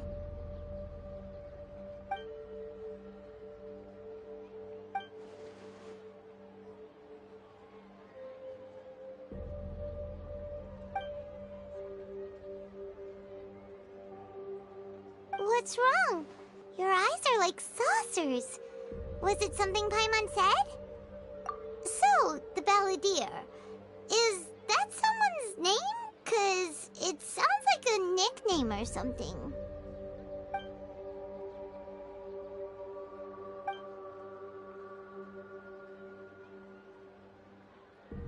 Okay, sure. Where are we going? Huh? Fine by Paimon, but is everything okay? You're acting like this is an emergency.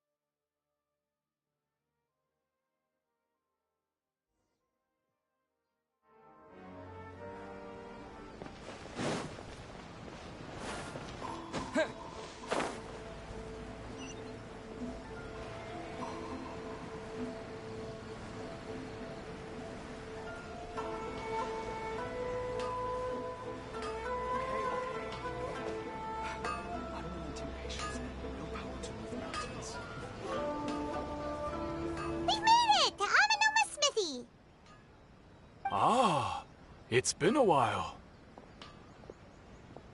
Of course. Go ahead. Oh. Now there's a question I wasn't expecting. Very well. I'll tell you what I know once more. The once renowned Raiden Gokuden, comprised of 5 branches. Amenoma, Futsu, Ishin, Hyakume, and Senju.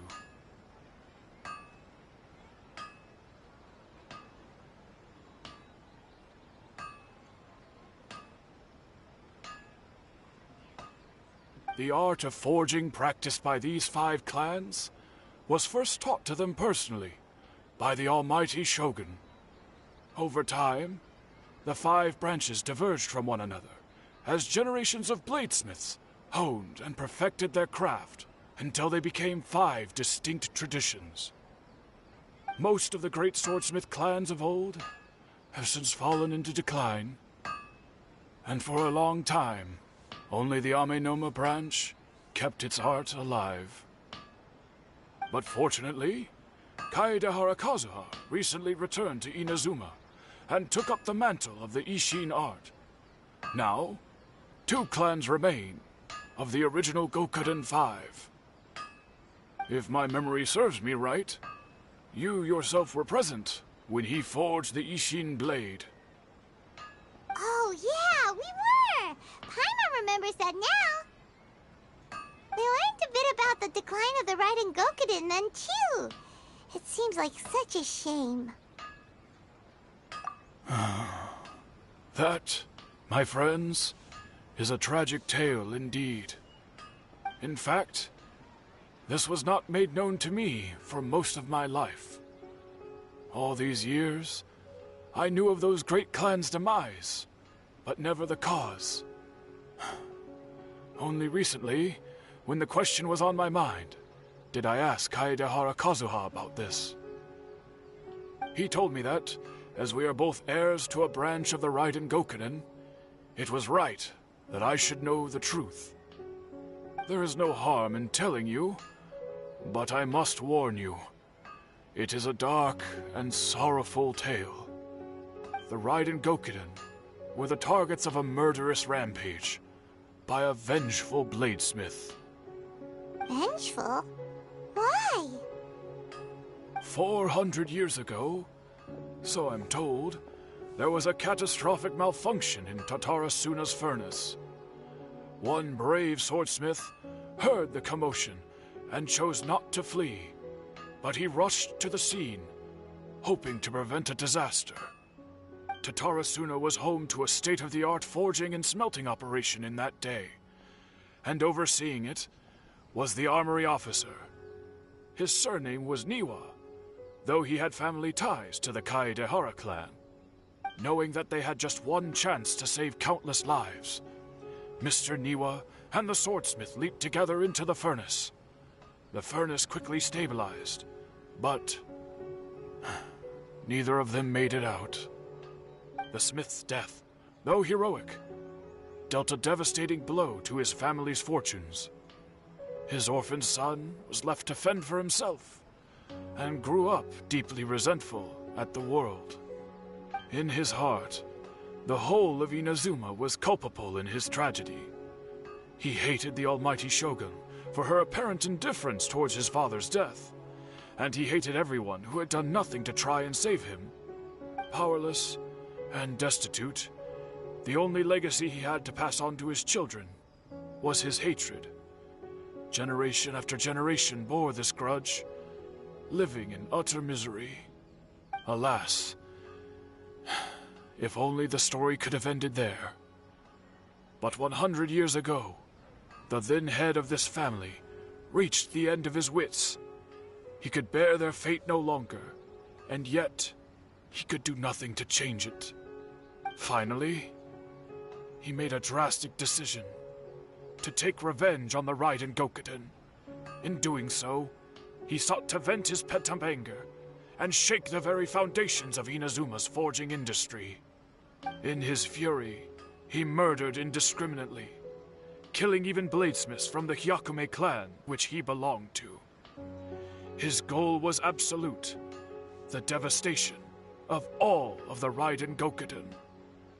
But when he came to the Kaedehara and Kamisato clans, his killing spree came to an abrupt end. He failed to catch them unawares. They fought back fiercely, and they did not spare his life. That is why the Kaedehara clan and their Ishin art survived that day. I suppose they were the lucky ones, under the dire circumstances.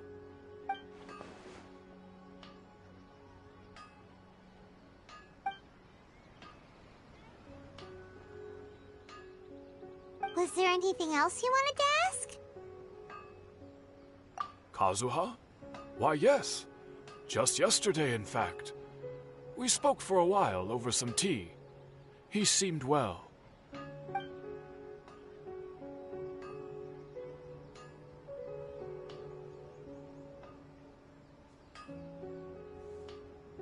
My pleasure. Don't tell Paimon. There are other places you want to visit too, right? Your expression says it all. You can't hide anything from Paimon. On to the next stop. Lead the way, traveler. Paimon will be right behind you.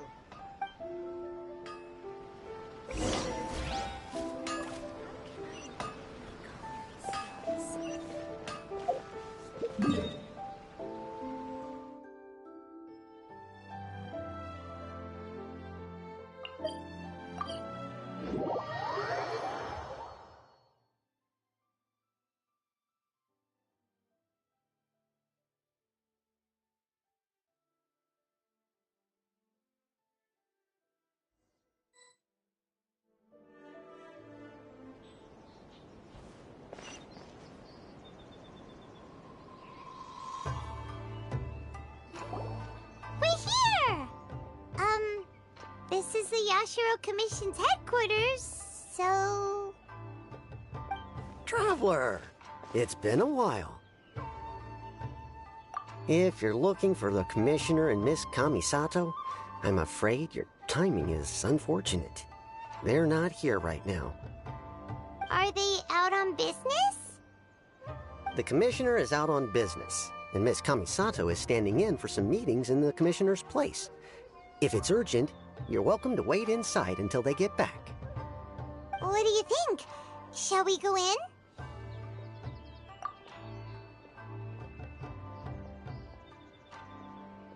If it were anyone else, I couldn't allow it.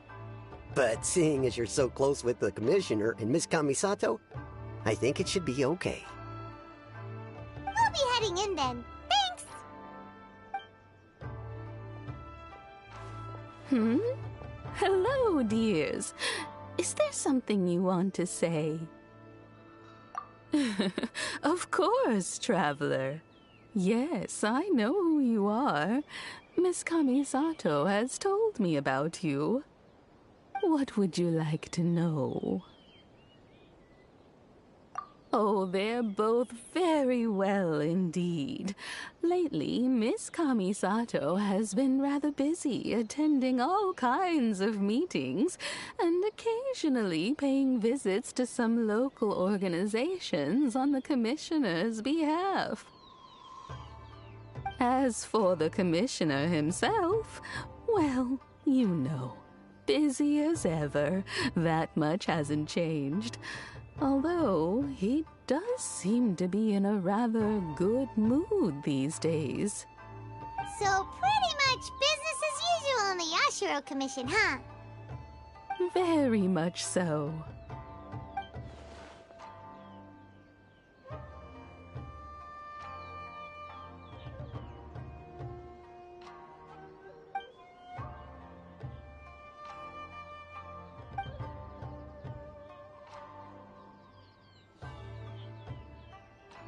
Well, got any more questions? You're very welcome. In fact, I would love nothing more than for you to come and visit more often. But I'm sure you must be far too busy to have time for that. Miss Kamisato talks about you all the time. She seems so thrilled to have you as a friend, and she's always saying how talented you are and how much she admires you.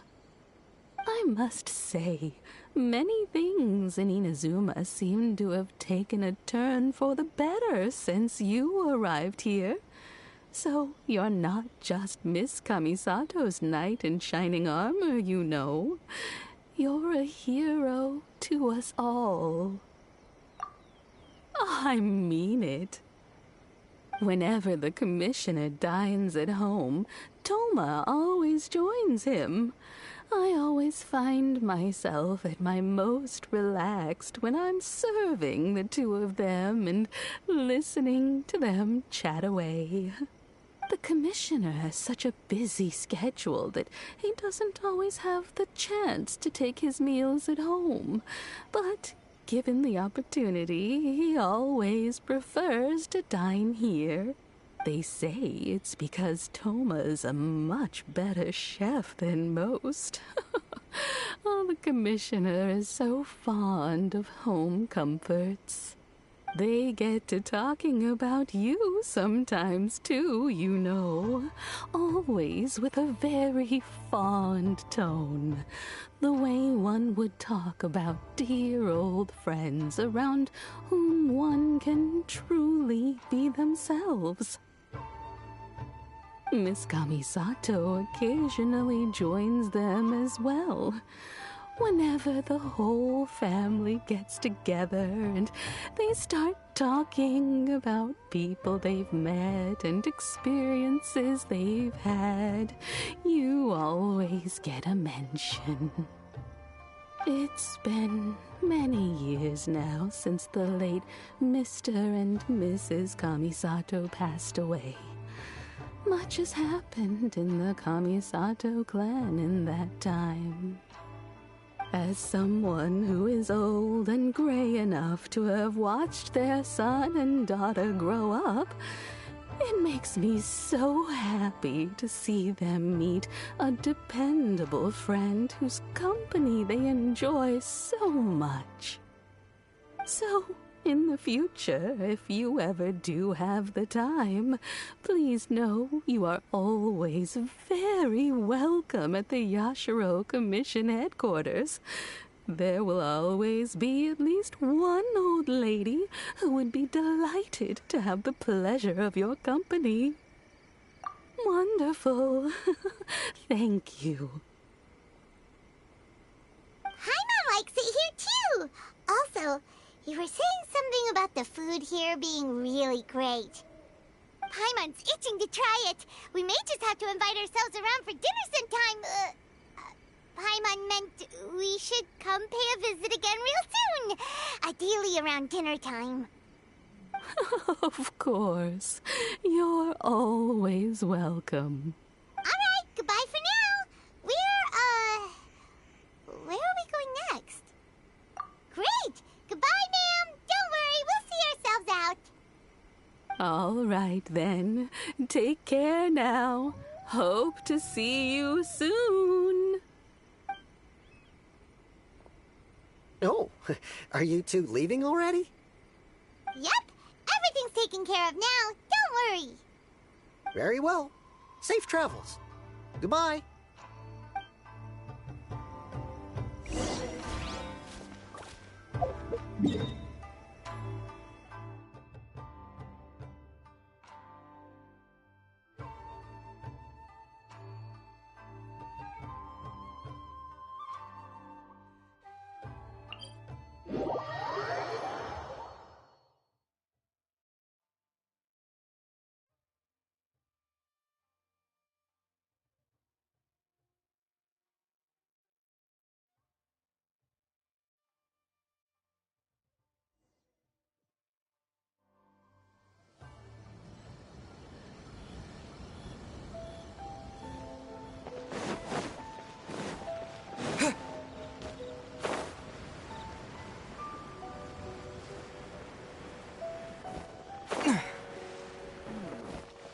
Surely it'd be more interesting.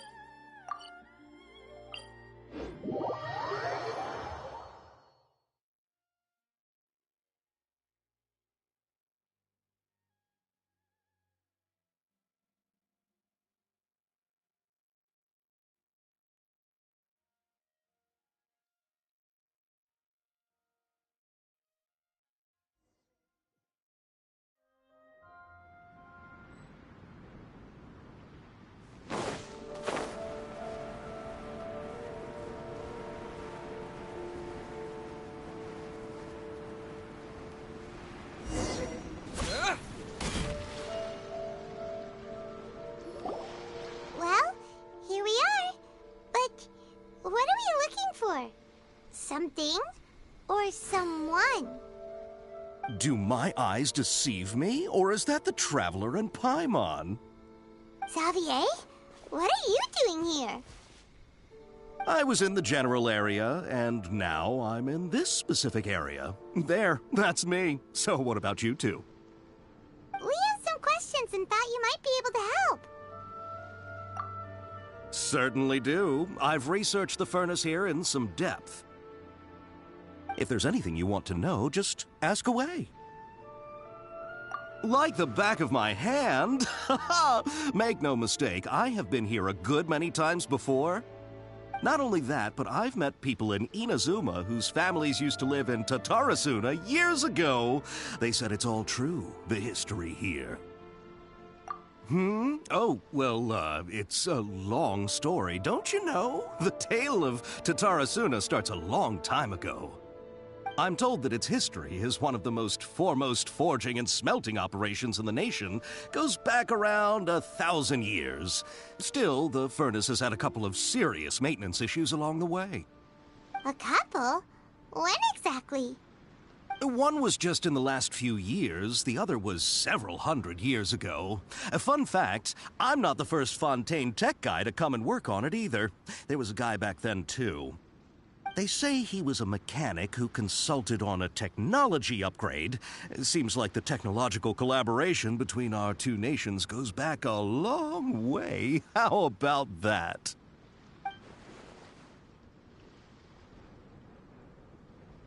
Hey, weren't you gonna ask Xavier something about Tatarasuna? Come on, ask already. Oh, I didn't realize you two were here for a history lesson. Me neither. Paimon doesn't know what's gotten into this one today. Feels like we've been preparing for a history exam or something. What brought this on? Did you just wake up today with a sudden burning desire for historical knowledge? Sure, go ahead. A kabuki mono? No, I can't say that I have. I do know the word, Inazuman, for those eccentric types who always go around dressed to the nines. Just the sort of person that I'd like to meet, actually. But sadly, I've never had the pleasure, nor have I come across anything to do with a kabuki mono where Tatarasuna is concerned.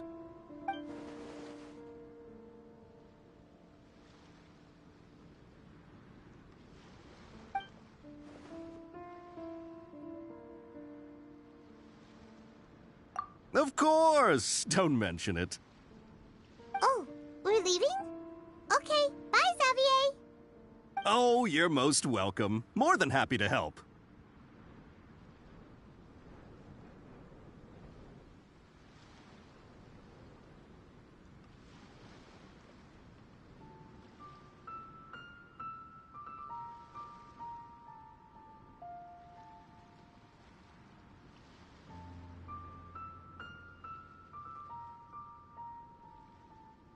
Farewell. Looks like you got all the information you're looking for. Sure, but what's up with you today? Whatever it is, it seems like it's really troubling you. Keep your smile, Spinal Crocodile. No matter what happens, Paimon will always be there for you. Come on, you gotta keep it together. Why don't you grab something to eat? You can't go facing life's challenges on an empty stomach. All right, let's head off and go meet Nahida.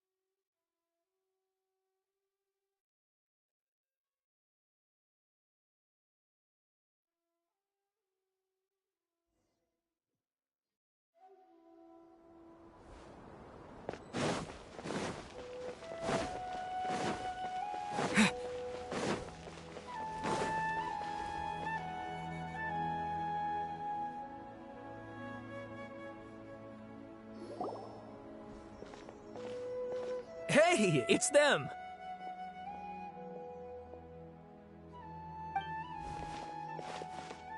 Akaba, Sawada, you're still here?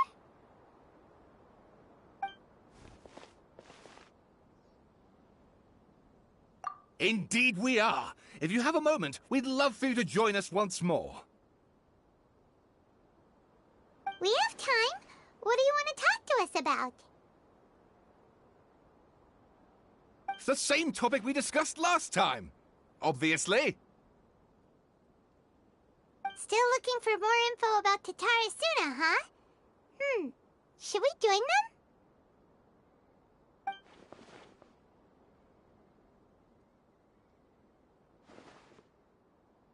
Unfortunately, we haven't made any real progress. Huh? Oh, of course.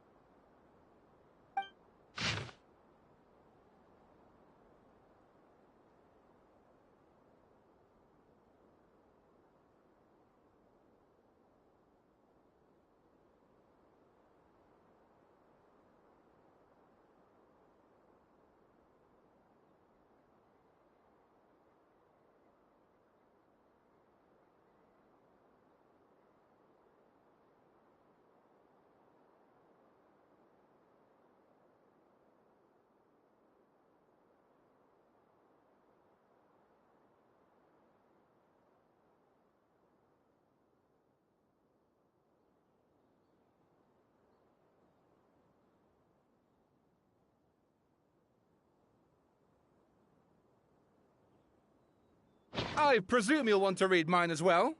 Here.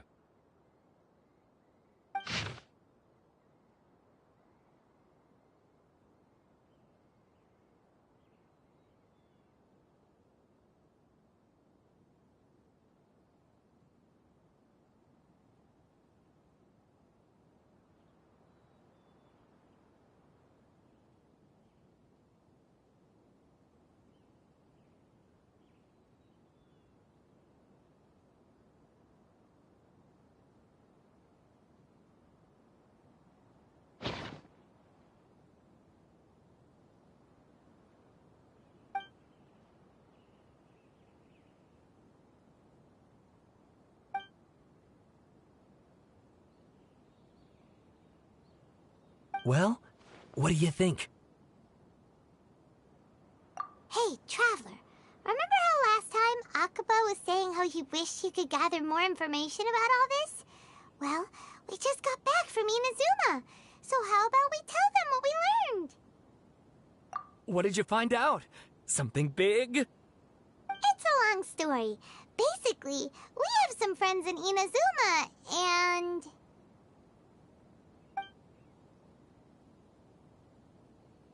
Wow, so many new details. Thank you so much for sharing that with us. Well, well. So it all comes down to one man's desire for revenge. Huh. You heard this from a member of the Amanoma clan, you say? Then I guess it must be true. Ugh. So there's no ghost story here after all. This new information actually lends further credence to my hypothesis. Evidently, swordsmiths were seen as having an incredibly prestigious role in society those days, to the extent that harming them was conceived of, at least by the perpetrator, as a way of exacting revenge against those in power. Yes, okay, point taken, you were right. But that doesn't mean I can't carry on with my novel. And they're back at it. These guys are really into this. Oh, so sorry. Look at us, prattling on about our projects and ignoring you. Thank you so much for the information. You're welcome. See ya. Keep us in the loop if you find out anything else. Will do.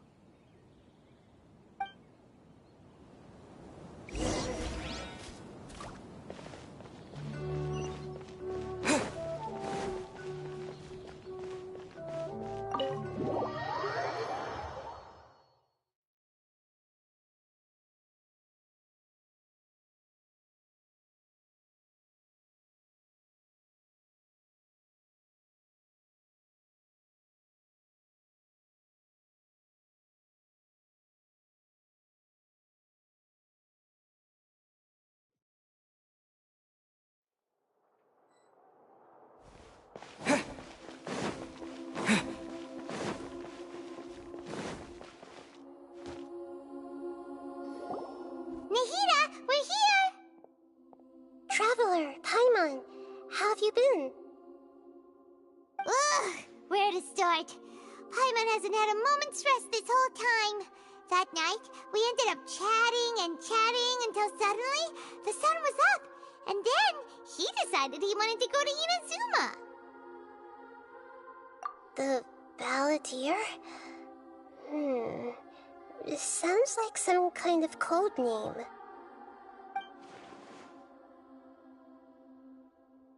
You look troubled.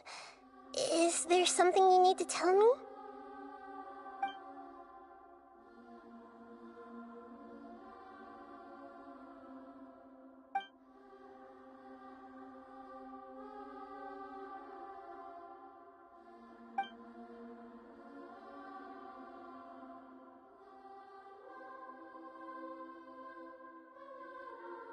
Traveler? Hey, what's wrong? You look so upset.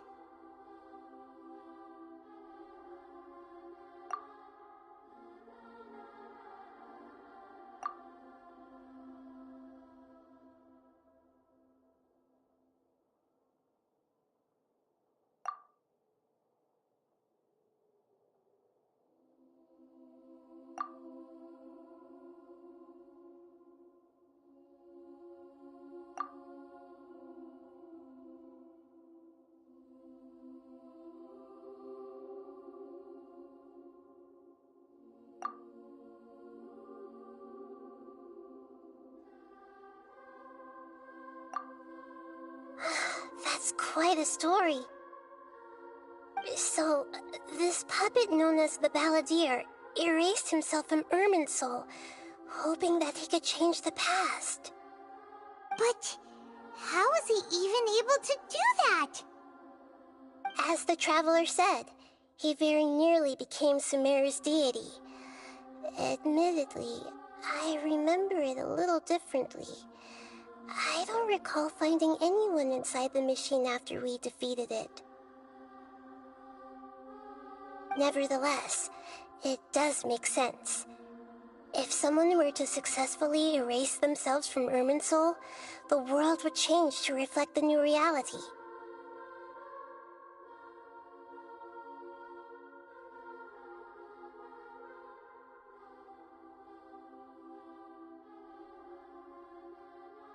So, you believe this person really existed, and we just don't remember him because, well, because he literally changed the world? Yes. Theoretically speaking, it is possible to do this.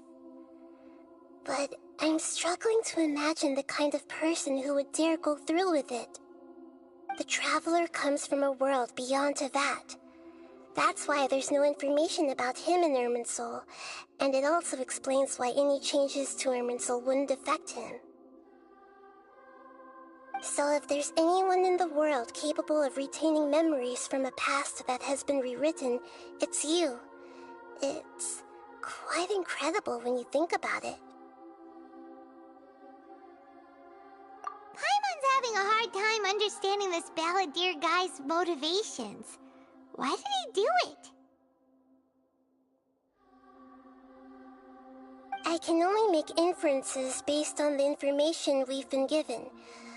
As for what kind of person he was, only you remember that.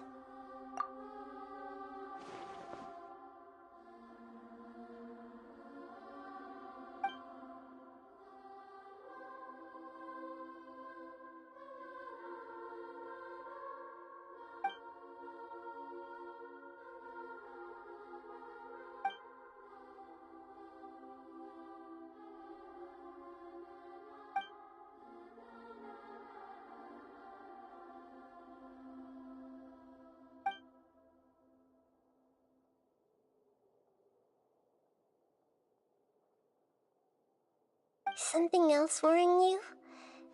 Something that you can't share? It couldn't change the fate of the ones who had died, right? Once the Balladeer realized he hadn't been betrayed after all, it must have completely changed his view of the people of Tatarasuna. Now he saw them as friends again. He couldn't keep hating humans after that. And if he thought there was a chance he could save his old friends, it would be hard not to try. The story makes sense, every part of it. The Balladeer tried to achieve godhood with the Doctor's help. He was unsuccessful, but retained the power to connect with Irminsul. That power then enabled him to change what was recorded in Irminsul and erase himself, even though he didn't have much strength left. Yeah, it does make sense, but it still ended in tragedy for his friends. It just feels so hopeless. He gave everything to do this, but it seems like he got nothing in return.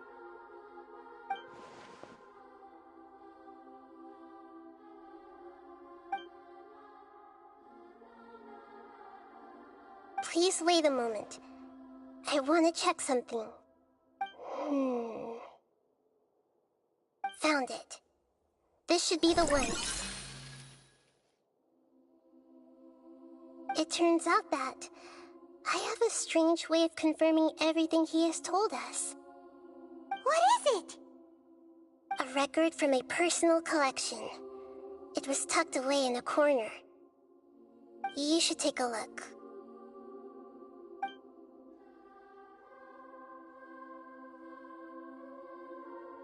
Is this a fairy tale? Who wrote it? I authored this record myself. Huh? You wrote a fairy tale that somehow has something to do with the Balladeer? When combined with the Traveler's narrative, it's clear that this story is an allegory. Everything in it is a symbol for something else. Hold on. So this record survived from the past? Yes. Any information about the Balladeer or the Kabukimono and other records will have been changed. But I wrote this story in a way that means it was left intact. Changing the information in Irminsul changes to that. But Irminsul can't change information that was well hidden in advance. I guess I must have written this story as a backup before the Balladeer entered Irminsul.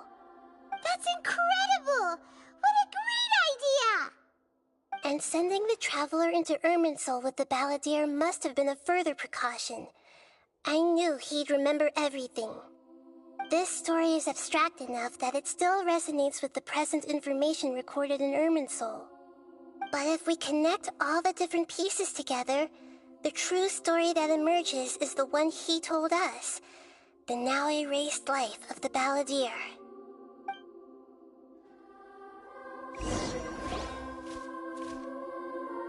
There was once a lone monster draped in fox fur. The monster found a family of foxes, joined them, and they became friends. The monster lived with the family day and night, and everyone treated it as one of their own. Once in a while, the monster would take off its fox fur at night and lament to itself as it gazed at its reflection in the water. I am a monstrosity, yet they are too foolish to see it. I pity them. But the monster soon found solace when another came to live among the foxes who was not their kin. A kitten, carved from the wood of a white tree, who had been abandoned by the humans. The kitten too wished to become a fox, but its tail was too slender, and it could not grow a coat of richly colored fur. Yet when the other foxes saw this, they spoke words of comfort to the kitten. Even without a tail and fur like ours, you are still one of us. Furious at this happy resolution, the monster lit a fire on the mountain. The terrified animals panicked as the fire spread. The only way to extinguish the flames was to make a sacrifice. A gray fox stood up and addressed the monster. It said, "You are the cleverest among us. Surely you can help us find a way to solve this." The monster smiled, led the fox toward the fire, and murdered it. the gray fox's heart was turned into a beautiful drop of water, clear, spotless, and pure. The monster gave the heart of water to the kitten, telling him, "The foxes have decided. You are the one who must be sacrificed. Take this, quench the flames, and die for your fox kin." The fire was extinguished, but the kitten lived. It left that side of the mountain and found a little bird who had a broken wing. The two promised they would spend their whole lives together, but the little bird did not have long left to live. It passed away soon after. After burying the bird, the kitten left the mountain for good. Never again would it cherish a single creature, nor a single blade of grass that stood on that mountain. The kitten spent the nights wandering aimlessly, gnashing its teeth at the moon. How it wished to swallow the moon and devour the moonlight. If the world could only return to darkness, then it would finally be peaceful and content. I will become the new moon, the answer to everything. Then, no one will know that there were once birds, foxes, and cats in this world. And no one can know that they were different.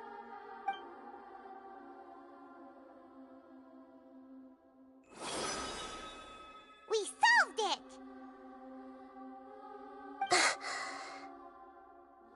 I remember now. This is not just the Balladeer story. It is his very own memories. I made a backup so that it would be preserved no matter what happened. To become a god, he was experimented on and modified countless times. It was brutal torture, and the only reason he was able to survive is that he was a puppet. This memory was extracted from him by the scholars. Presumably, they kept it to have something to defend themselves with. Creating a deity was just the first step. Some of them wanted to be able to control it. That's why they backed up his memory for later use. I buried it deep inside one of my own dreams, and then hid it inside an allegorical story so that it wouldn't be altered. It's hard to believe that this person really existed, let alone that he tried to get rid of us on more than one occasion. Paimon has no memory of him at all. He completely vanished like a puff of smoke.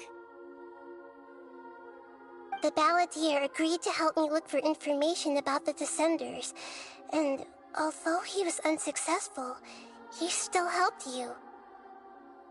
Before he vanished, he confirmed an important detail, that Conria was where your twin first came into this world. We still don't know how the change to Irminsul will affect the senior ranks of the Fatui, but in all likelihood, they won't even remember their own Harbinger.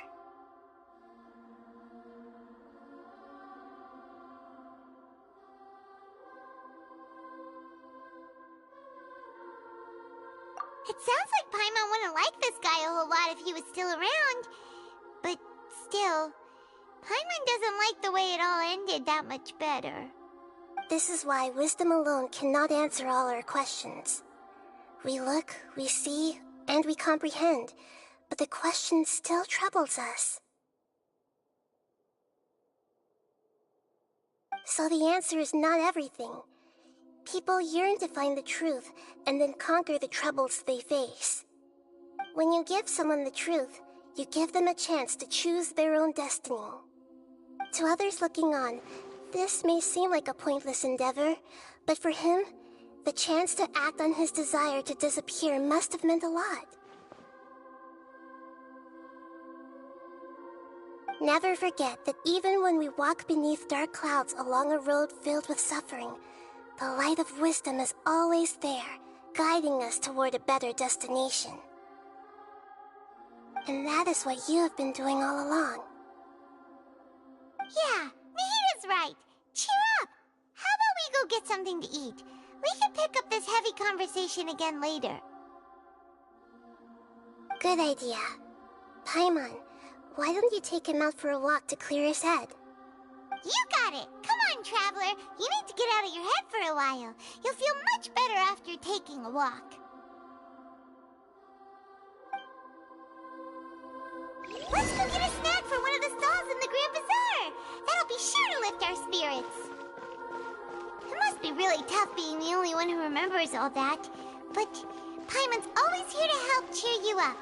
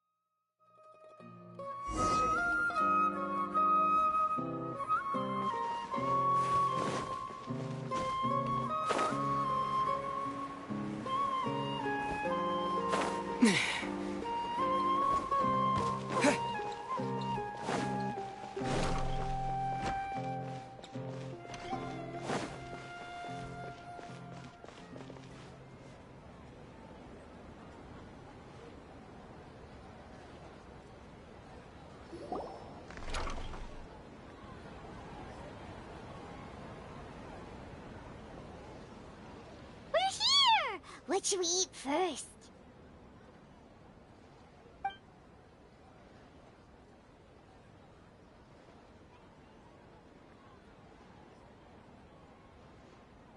Hey, are you gonna answer or what?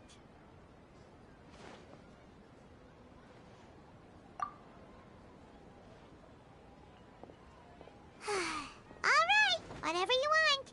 Well, Paimon will be right here when you figured stuff out. Then we can get something to eat.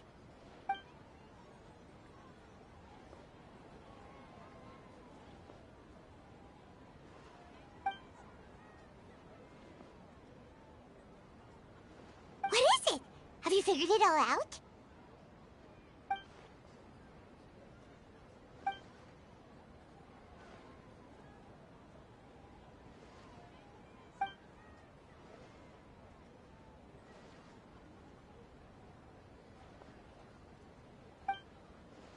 Why'd you jump up all of a sudden?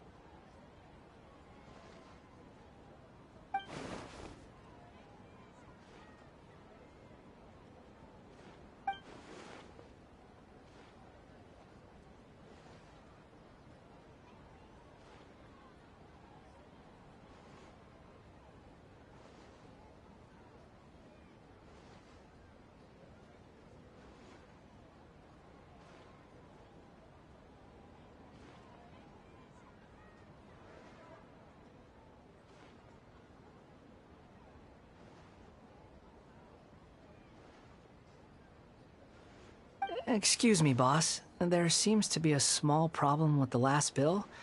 Look, here.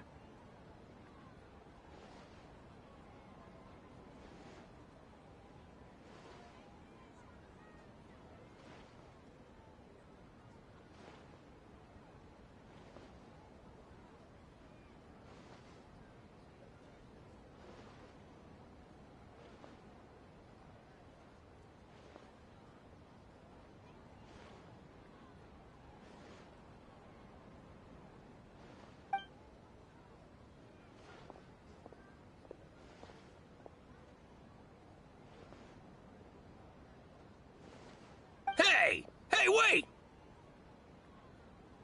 Hmm? You mean me? No, not you. That kid! Didn't you see? Little rascal grabbed my last 2 fresh Sunsettias and ran off. Look, if you're gonna help out here, you can't keep spacing out, okay? What is it? Work's too boring for you? Or has the big city got too many distractions? I wasn't paying close enough attention.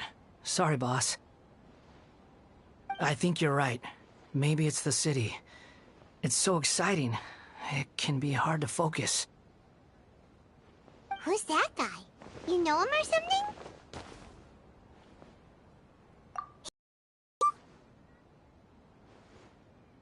You're a strange one, kiddo.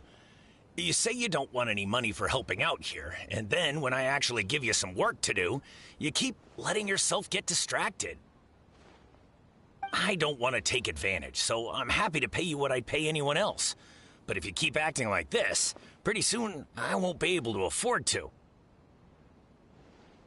No, please. I mean it. You don't need to pay me anything.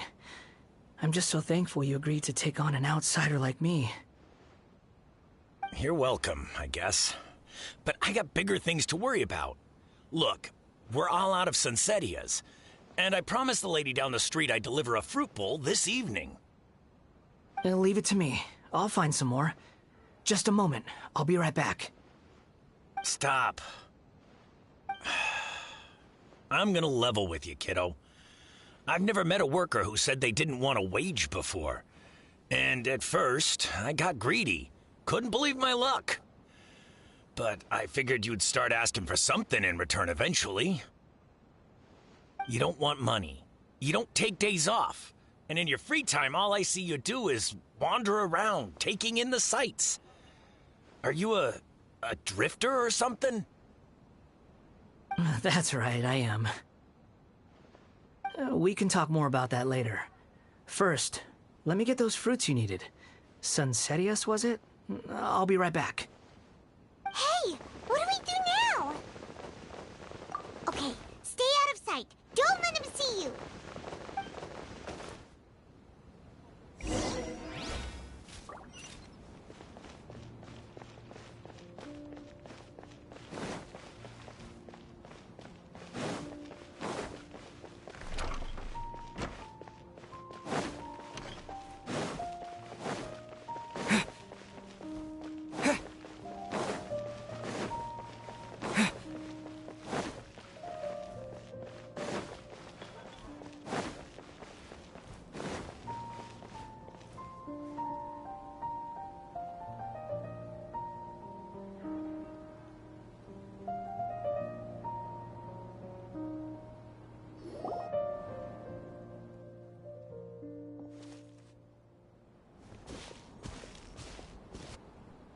Yeah, this'll do. Even though you say he's the balladeer, what are we planning on doing? Stealing his Sunsettias? Isn't that a bit too cruel?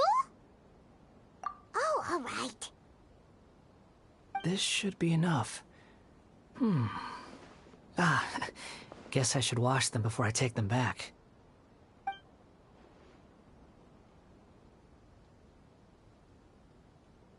Huh? You two over there. Is there something I can help you with? He spotted us! You've been following me all the way from the city. I'd have to be blind not to notice. Have we met before? No, we haven't met.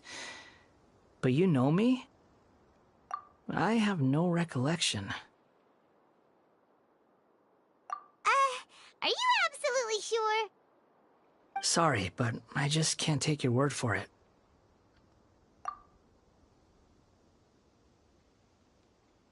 A puppet? What makes you think that? Huh? You were right! The look on his face! I guess you do know me after all.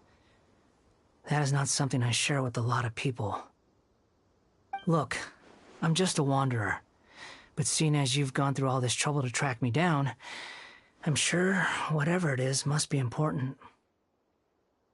Okay, but please let me deliver these goods to my boss first.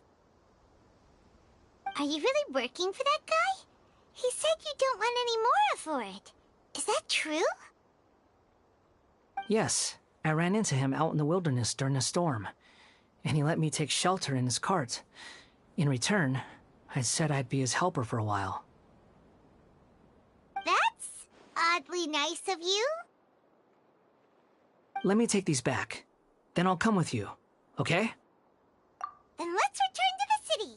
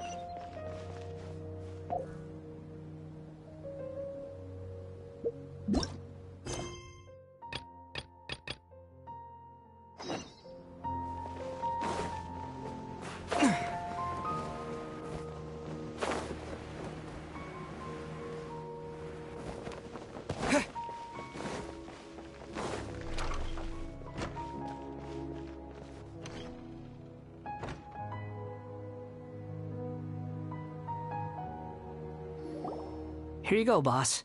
I'll leave them right here. Oh, you really went and picked some more. Who are these two? Something's come up, and they need to borrow me. Sorry, boss. I'm afraid I'll be away from the stall for a while. I was just about to pay you anyway. Go wherever you want, kid. Don't waste your time here. What? I get it, okay? You just wanted to help me out, to thank me for giving you shelter from the rain that day. Even then, I don't understand why you're so adamant that you don't want any pay for it. But look, it was pouring down, and there you were, sauntering along without a care in the world, like you had nowhere to be and didn't even care that it was raining. Imagine you were me for a second. It's a little weird, right? Why is this guy traveling during a rainstorm if he's not trying to get somewhere? And why is he taking a shortcut through the open country if he's not even in a hurry? But anyway, taking you in didn't put me out even slightly. You don't owe me a thing for it. Certainly not all this. Your time is valuable. You know, you should go live your life. But I don't...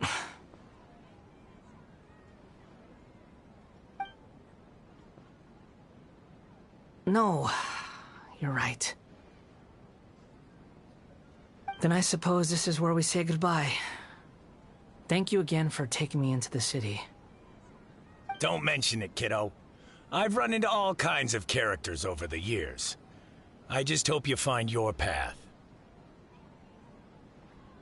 Thank you.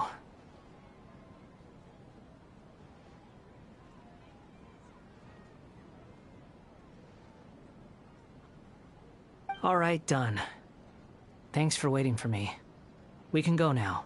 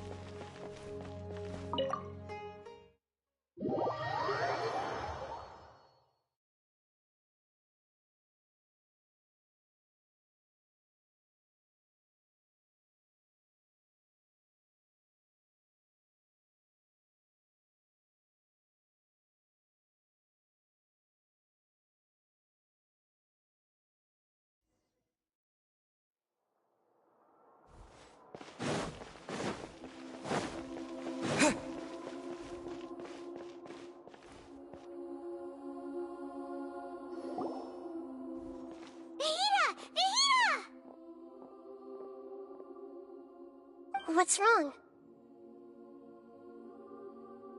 Huh? Are you? Hello. I do apologize for the sudden intrusion. We found this guy in the street, but he doesn't seem to remember anything. So, yeah, quite an eventful walk.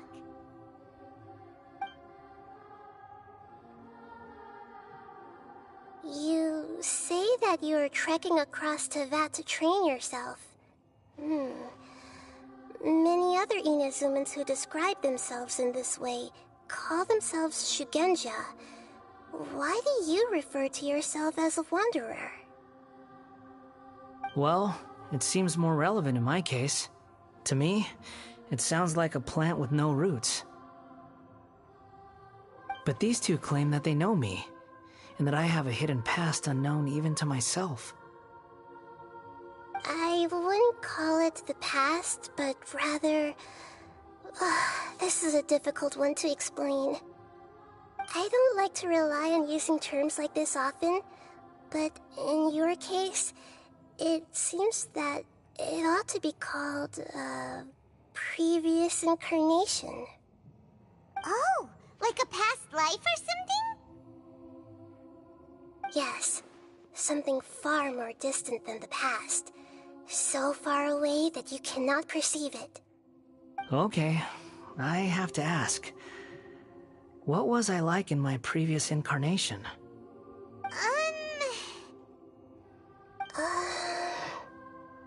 Oh, okay. I see. You want to tell me, but you can't bring yourselves to say it.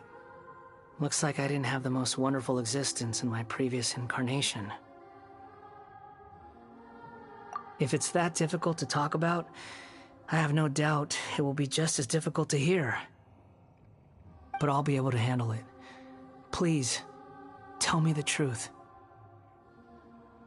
Is truth something you care a lot about? Yes. Then I'll be straight with you. In your previous incarnation, you did many things that would be considered evil. You nearly died because of what other people did, and many died because of you. As a non-human being, you hated gods and humans alike. You drifted from place to place, never able to settle, even where you found status and identity. You adamantly believed that you were missing a heart. Actions rooted in persistence sometimes bear bitter fruit. Sometimes, you have to let parts of yourself go, or you'll never be happy.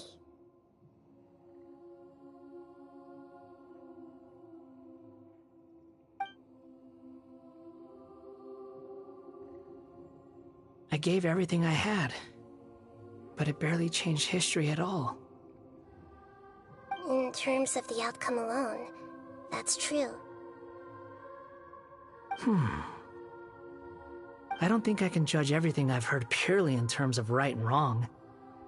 Each choice a person makes belongs to a specific place and time, a chain of cause and effect, a cycle of karma and consequence.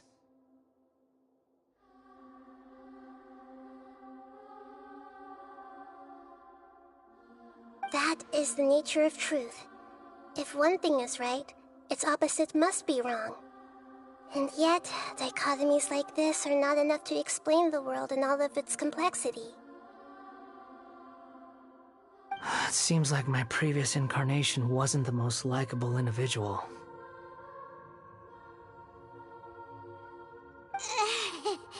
We're not trying to hurt your feelings or anything, but yeah, we weren't your biggest fans.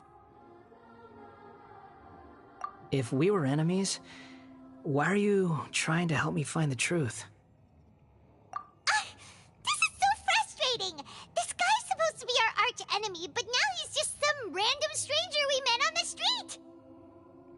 He's got so much to answer for, but we can't make him talk because he doesn't remember anything. What a weird situation. Lesser Lord Kusanali, as the God of Wisdom, I trust that everything you told me must be true. Yes, it's all true. I can even show you the memories themselves, if you're willing. Please, I want to see them for myself. I want to experience my own transgressions. Even though it will cause your present self great mental anguish? I'm just a puppet, with no heart and no name. There is nothing in this world for me to cling to fill the void within me. Except maybe these sins that can never be undone. Very well. As you wish.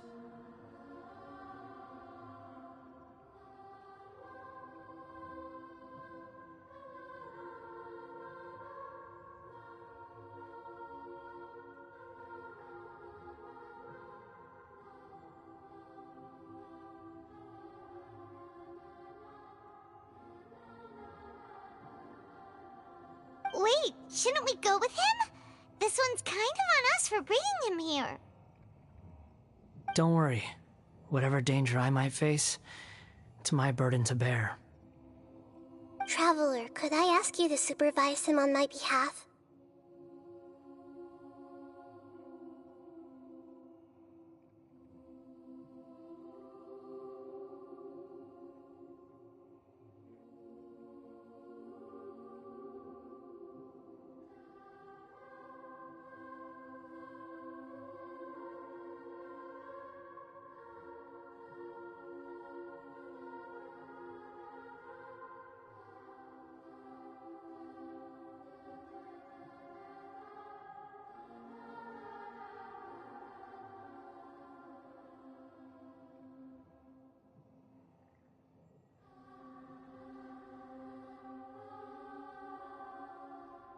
Oh, good point. Given your, unique situation, we'd better keep an eye on you. Understood. Thank you. Now, prepare yourselves, everyone.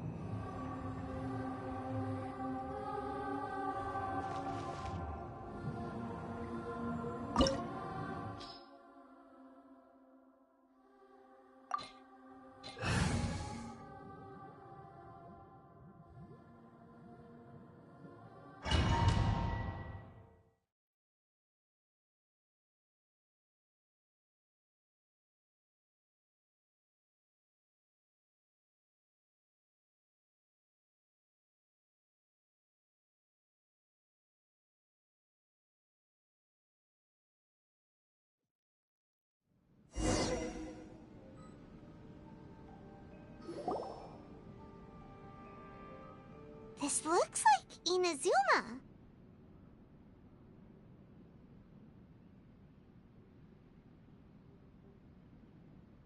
Right now, you're in a dream I created using information extracted from your memories.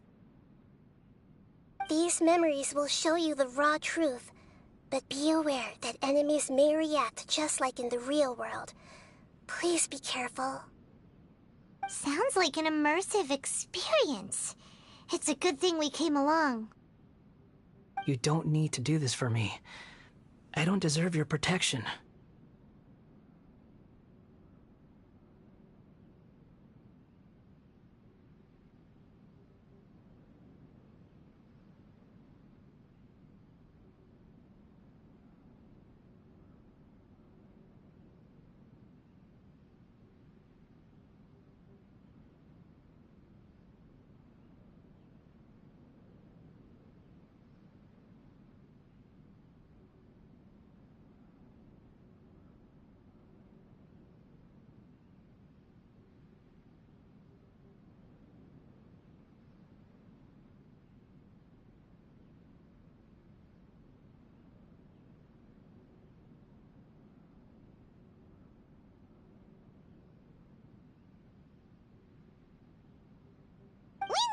give up halfway.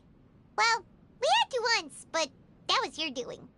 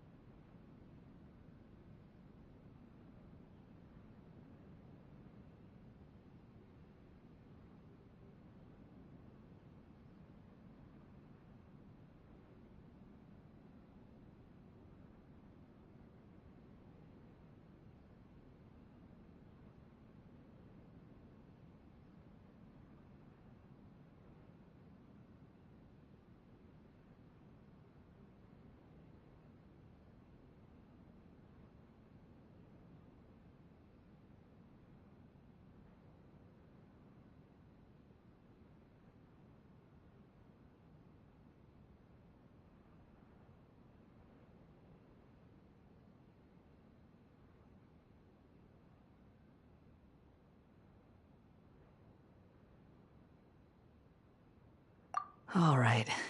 Thanks.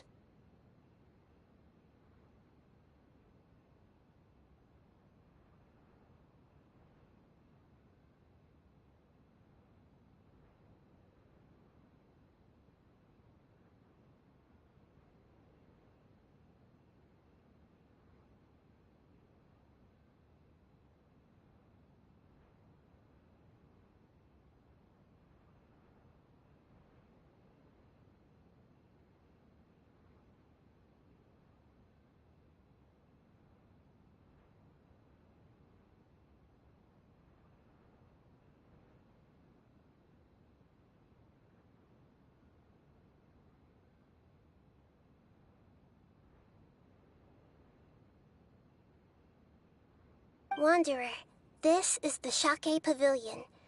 In your Balladeer incarnation, this is where the Electro Archon placed you after your creation. You had a great many memories here. Is that because this is kind of like his birthplace? You could say that, in a sense. You'll see why shortly. I hear footsteps. This place is huge. I can't believe the landslide didn't fill it in. I wonder who built it. The Crystal Marrow Miners? No, there's no way.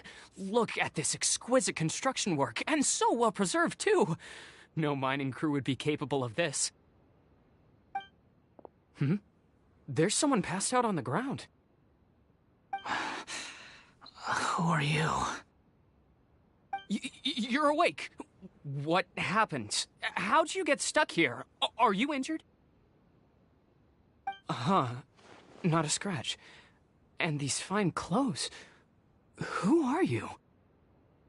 This man is Katsuragi, deputy to Torichiyo's adopted son, Mikoshi Nagamasa. He found the Balladeer in Shake Pavilion and took him back to Tatarasuna. And the rest is history. Well, it used to be. In the original version of events, Katsuragi was ultimately killed by Nagamasa. Let me get you out of here. Our people are nearby. Hang in there. During the Tatarasuna incident, Niwa was murdered by the doctor disguised as a mechanic. The Balladeer, then known as the Kabukimono, disappeared not long after. As the second-in-command at Tatarasuna, responsibility for what had happened fell to Mikoshi Nagamasa. But Katsuragi had sworn lifelong loyalty to Nagamasa after the latter had once saved his life. At Katsuragi's insistence, Nagamasa killed him to put an end to the Tatarasuna incident.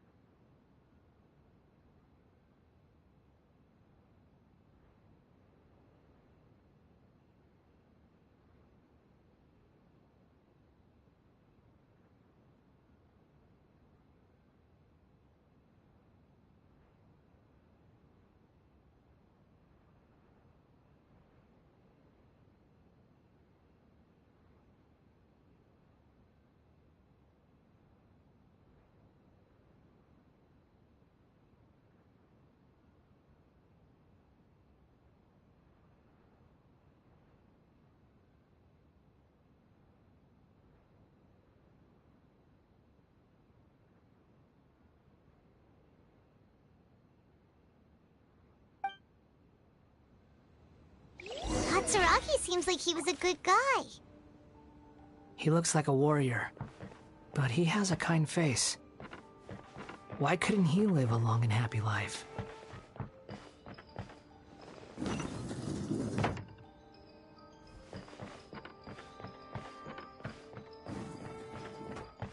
Nagamasa, I found this young guy in a cave sealed off by a landslide. He doesn't remember his name. Well, we need to call you something. I hear the workers are calling you the Kabukimono. It's fine with me. Katsuragi, report to Niwa. Tell him we have someone new joining us.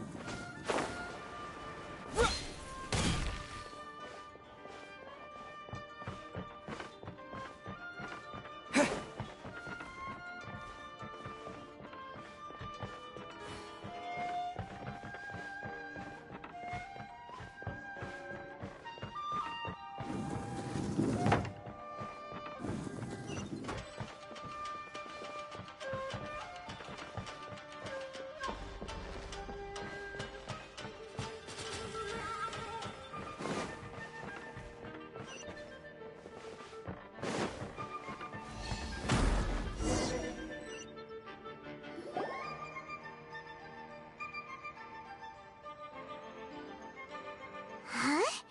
What are we doing back here? Whoa, this is where you were born? It's pretty, but there's nobody here. I was abandoned, like you. I lived here for a while at first, but there's nothing for us here. We can't stay. Okay. I heard my mom and dad used to make swords, but the factory manager died, and then my dad got sick. He kept coughing all the time, just like me. Then Mom started coughing too. But you can't. You promised me. Yup, we're family now. We're gonna be together forever and ever. This child didn't have a name. Or rather, the balladeer didn't know what to call him. His father died before he could name him. After his mother died, the child stayed in their straw hut alone. Some of the neighbors helped to raise him. After leaving Tatarasuna, the balladeer ran into this child who didn't have a name, just like him. They made a promise to live together. What happened to the child then? He died from his illness while he was still very young. The balladeer came home one day and found that he had stopped breathing. Hey! What's wrong? Say something!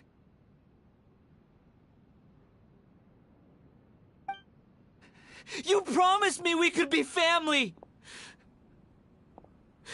You're no different from Niwa and all the others. You betrayed me too.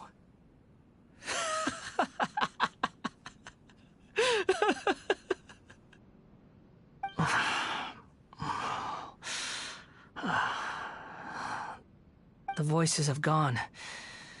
It looks like the memory ends here. Let's keep going.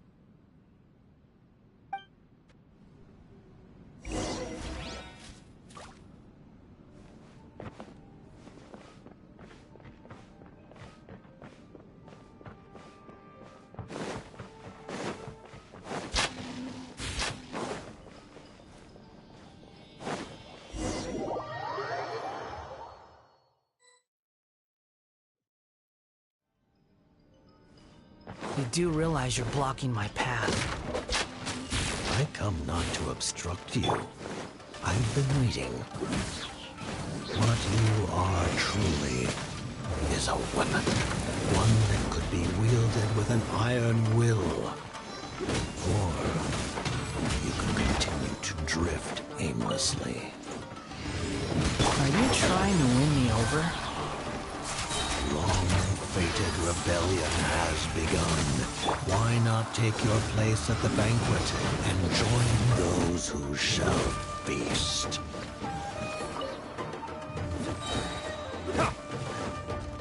Burn!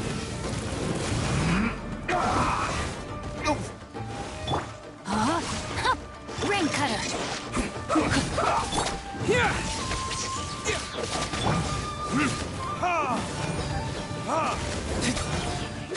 Bellowing thunder! Let's end this quickly!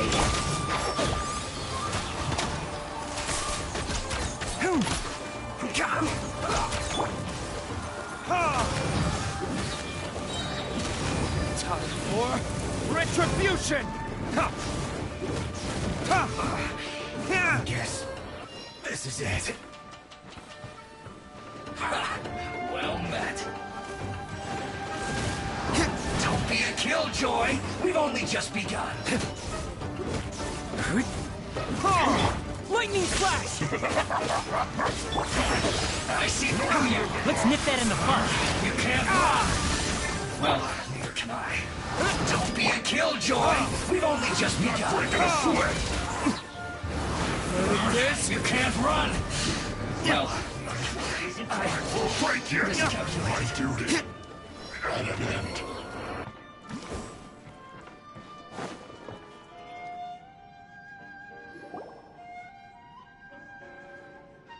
This place is dark. Paimon knows this place. It's the delusion factory in Inazuma. In the original version of events, the Traveler once encountered the Balladeer here. Such a creepy atmosphere.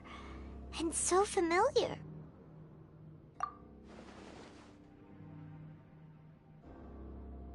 Hey! Look over there! Well, well, my fair lady. Is this rundown factory and these incompetent fools all for me? Wow. You shouldn't have. Huh. What do you have to gain from belittling your subordinates? You might not want to admit it, but you are a part of this plan. Perhaps you find fighting in the Abyss to be a more meaningful use of your time? Oh, but of course, even this pales in comparison to being experimented on by the Doctor. What a sharp tongue you have.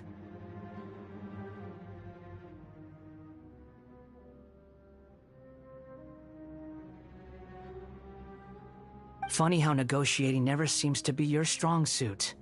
For the task ahead, I suggest you keep your true feelings to yourself. Save your breath. I know what I have to do. I'm sure you think so, but I still think you need to hear it. Don't start thinking you're invincible, and don't let your emotions get in the way.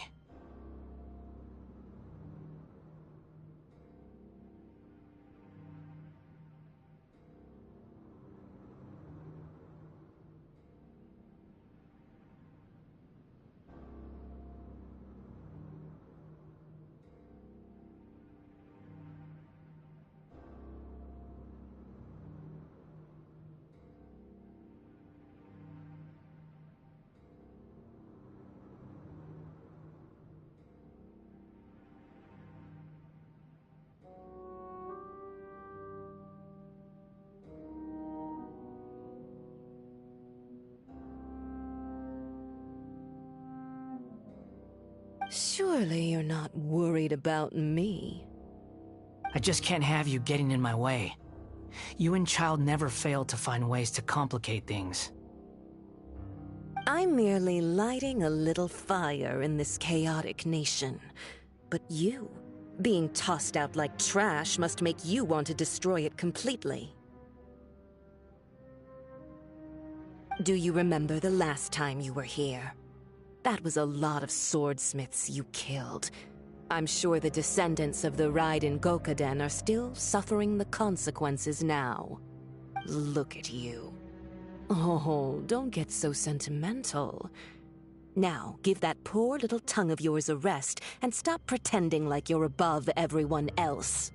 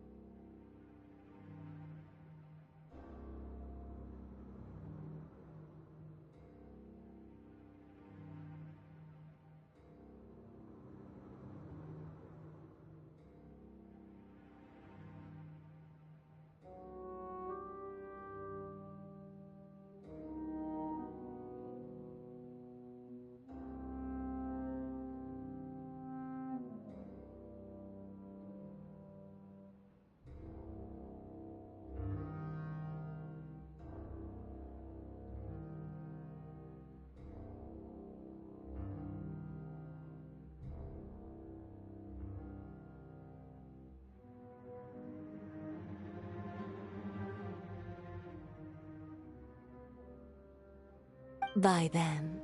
See you at the victory feast.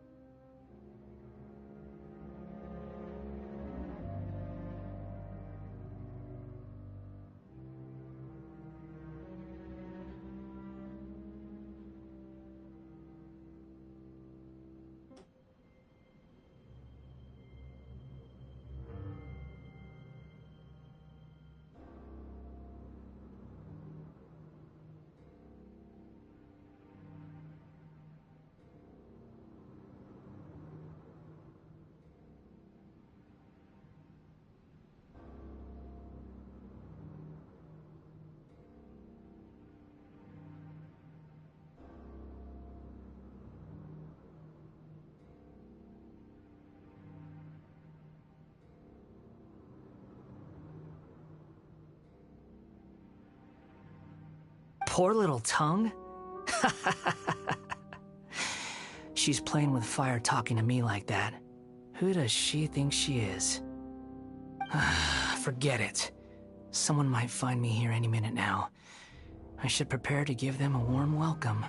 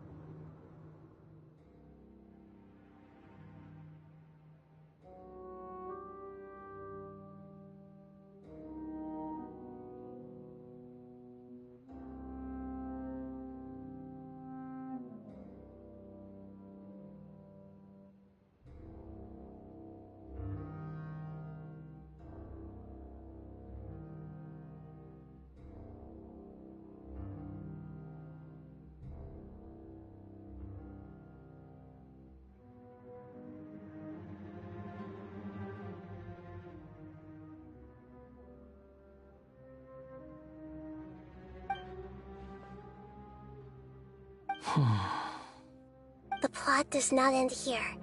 There is more of this story to come. Wanderer, are you able to continue? Yes. Please don't worry about me. Why are you staring at me in silence? Can't you think of a nicer way to express yourself? I'm under no obligation to be nice to you. Besides, I thought nothing mattered to you except results and your own interests. Isn't that right, witch? Muddle-headed puppet. You're only number 6 because you can take more abuse than other humans. Do you really count that as an asset? You're about as much fun to be around as a raging inferno. But before we murder each other, it'd be best if we finish our duties. Rain outlines your fate. Let me weave you up. Here! Thunderclap! Yeah! The more, the merrier. Is that all you've got? Ah! Verdict is... Let me amuse myself a little. No, my sword! The more, the merrier. Lightning flash! Time for retribution!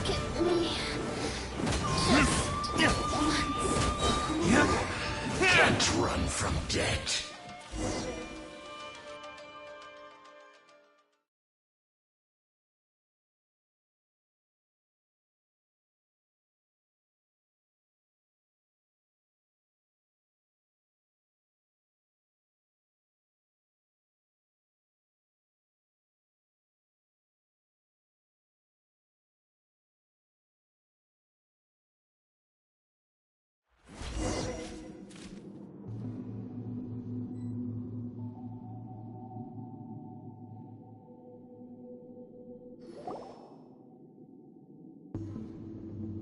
Looks like we've arrived in Sumeru.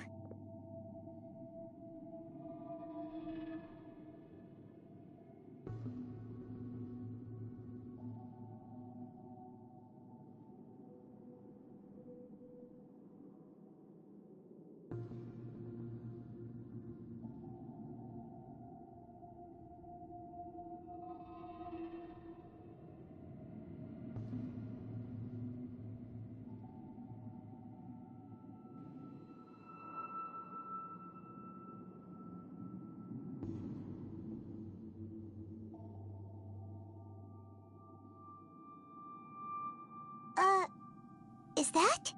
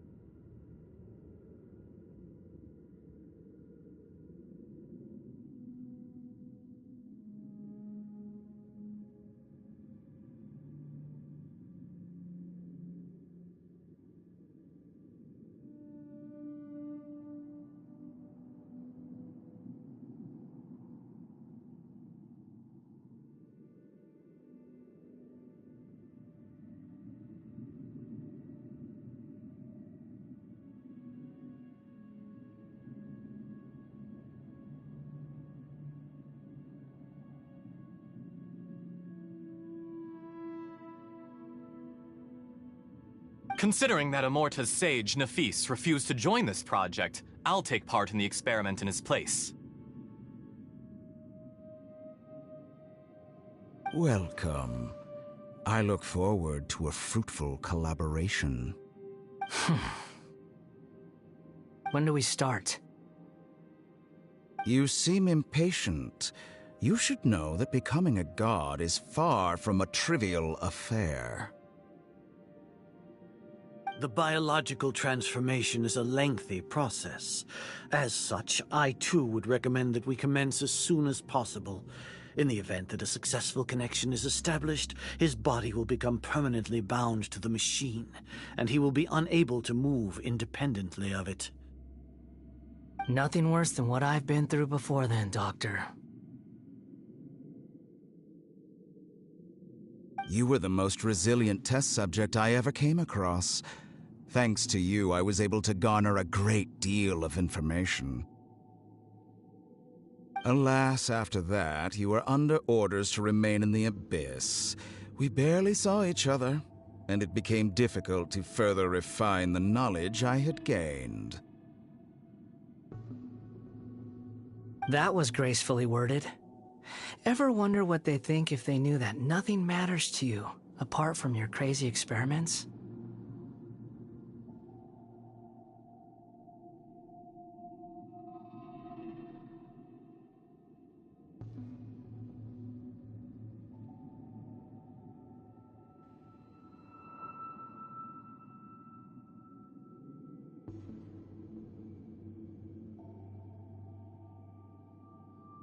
I suggest you speak to me in a more respectful tone, Scaramouche. The mere fact of your utility does not make you indestructible. The doctor again? That was uncomfortable to watch.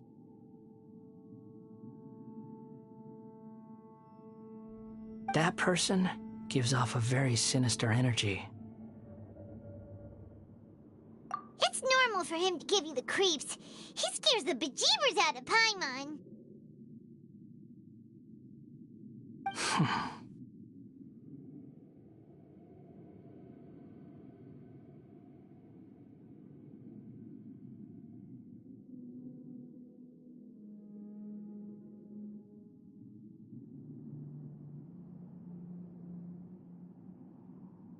Let's move on.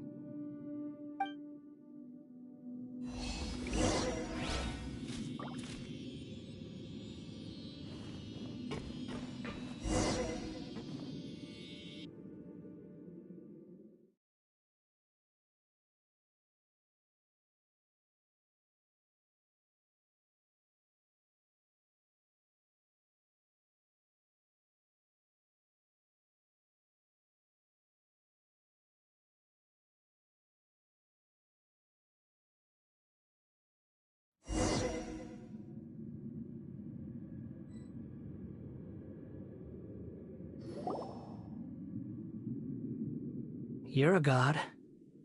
Do you think I'm evil? If you accept that he is you, just as you are you, then yes, you are evil. In your eyes, are there any differences between humans and puppets? Do you think there are any differences between your present self and your previous and future incarnations? If not, then what are the differences between humans and puppets? Whoever has tasted the joys and sorrows of life in the human realm is human. Whoever has loved and lost, cried with grief, howled with rage at the tragedy of death that eclipses the miracle of life, they are human too.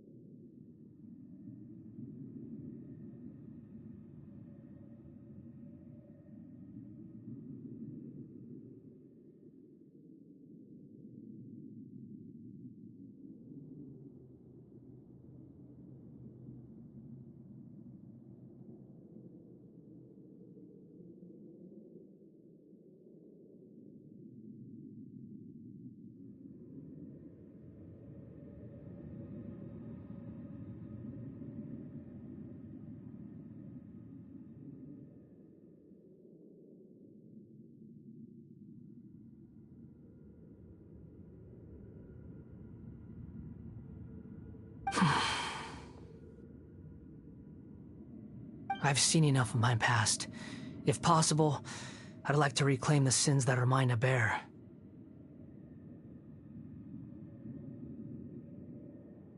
No matter the consequences, I won't run from blame or punishment.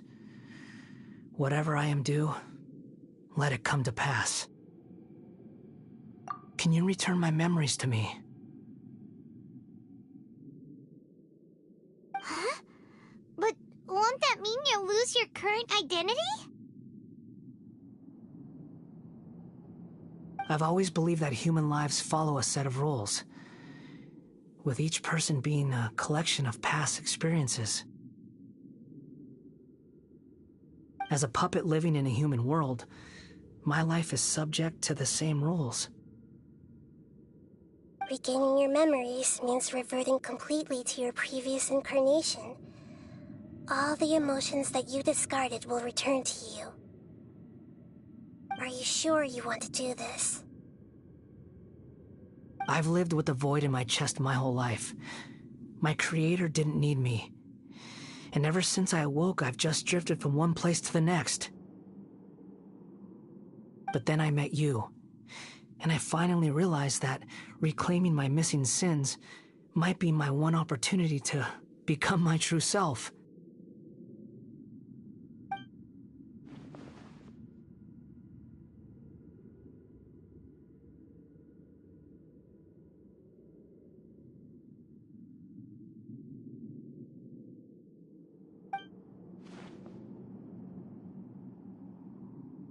I've always felt I have an innate tendency to yearn for something more, in a way that goes deeper than for most people.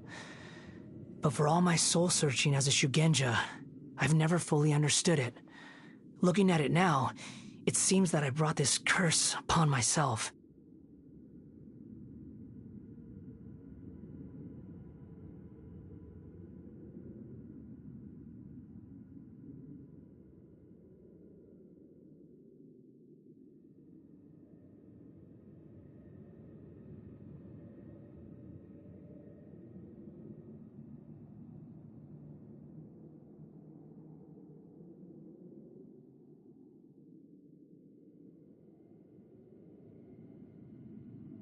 So I beg you, grant me this opportunity to gain a purpose, to change my destiny, and end my wandering. Very well. Since your mind is made up, I will return to you that which is yours.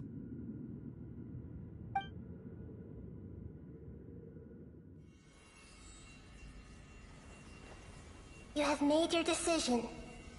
Now, take this.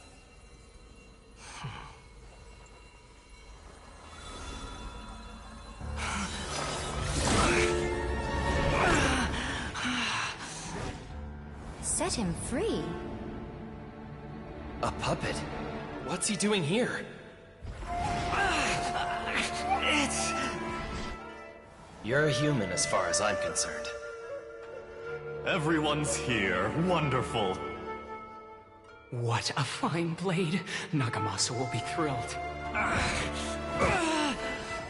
This is my...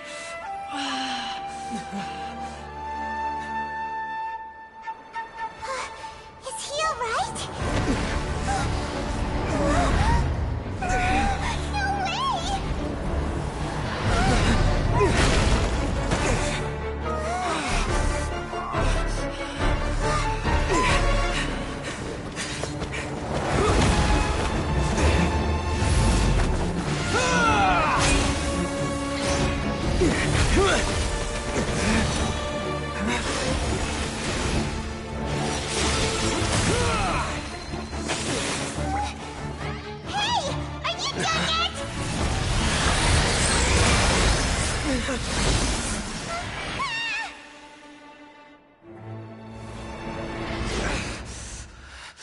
All worthless dross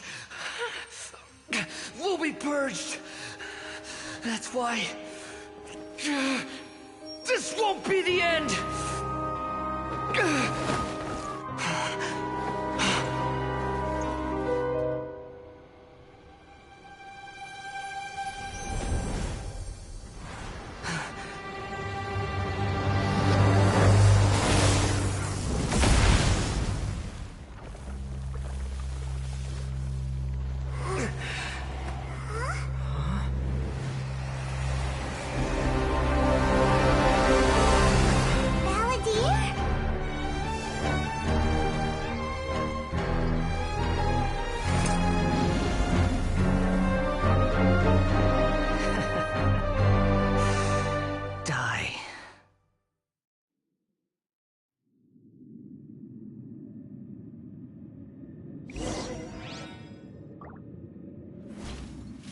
This is trying my patience. Have you got all your memories back now? Have you got any more stupid questions?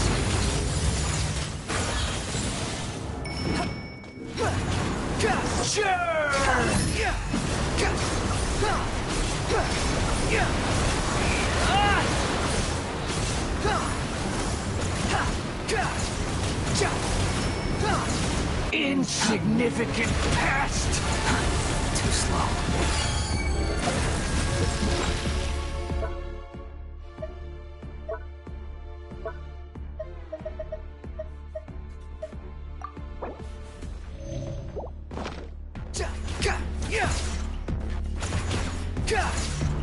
Behold!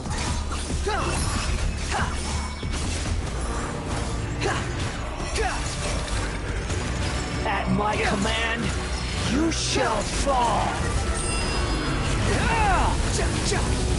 Squall and Fury! Bow your head! Feeble human!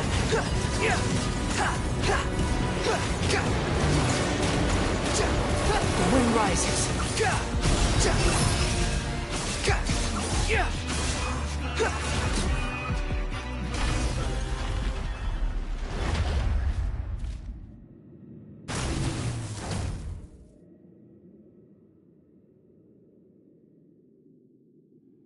Imbecile!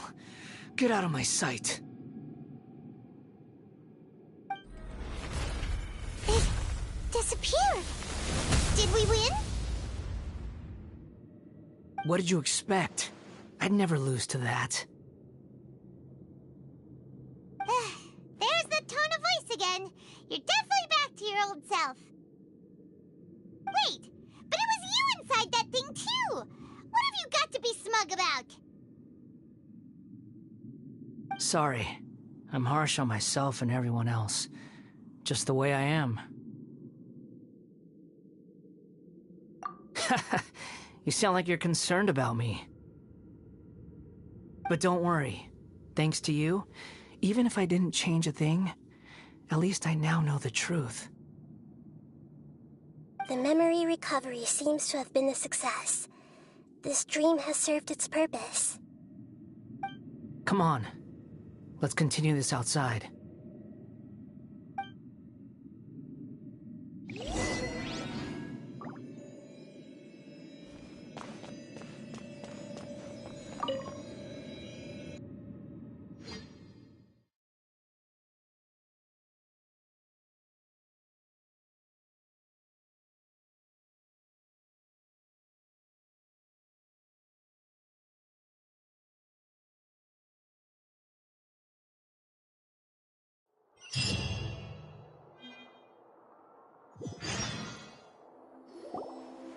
Welcome back, Traveler, Paimon, Balladeer.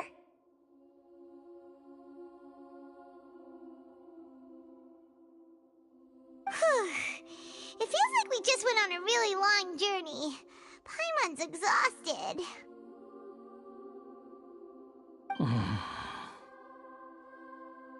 You don't like being addressed by that name? It's fine. But I was just thinking, I should probably change it. After learning about everything the doctor did, there's no way I can carry on using a name connected to him. I'm not planning on returning to the Fatui, and they wouldn't take me back anyway. Recent events will have affected a lot of people, and they might not even remember who the Sixth is.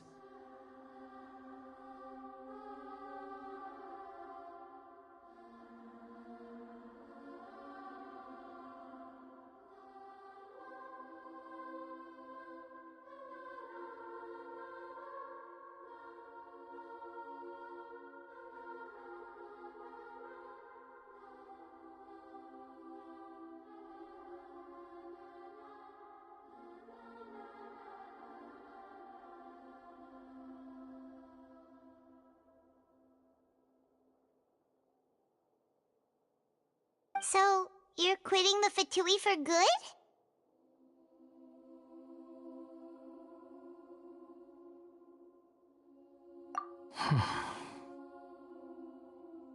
It's like you said, Lesser Lord Kusanali. Everything may look futile, but it wasn't completely meaningless. At least I made a lot of people forget about me. But that doesn't mean your own past has disappeared.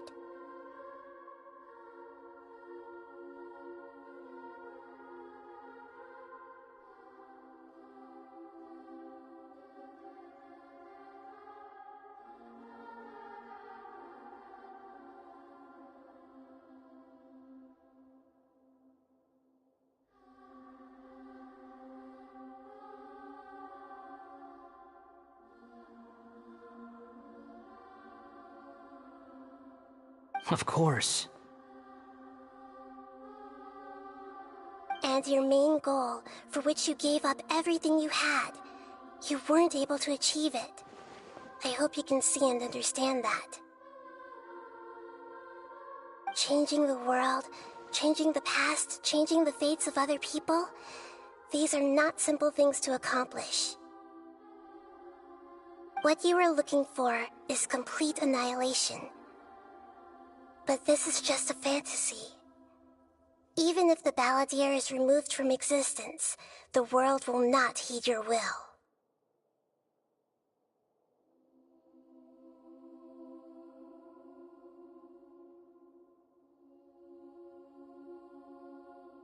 Indeed. How ridiculous. Do you regret doing all that when you've gotten so little in return?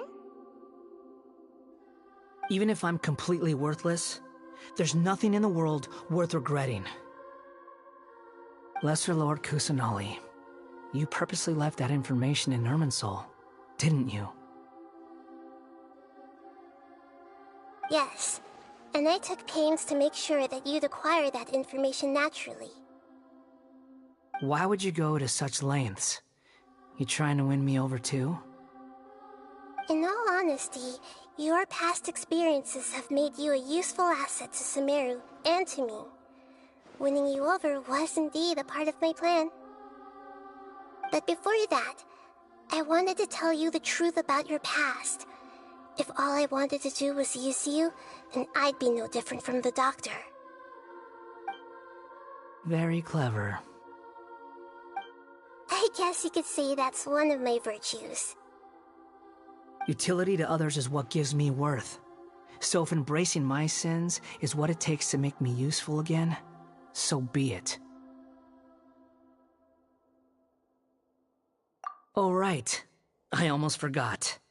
You're the good guys. You're into justice and all that.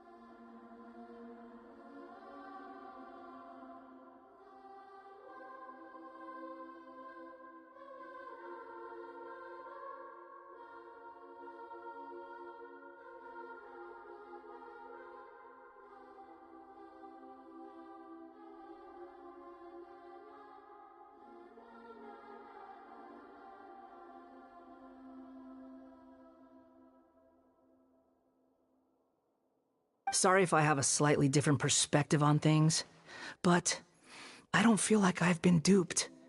The wisest leaders are fated to end up with the best helpers. I can live with that. I'm glad you're able to think of it in that way. Traveler, in the future, I'll continue to search Irminsul more deeply and see what secrets can be uncovered. Including the beginning of your twins' journey recorded in Irminsul. What exactly happened before and after that point? I want to know as well. I will try. Traveler. After I dove into the information torrents in Irminsul, why did you go to Inazuma?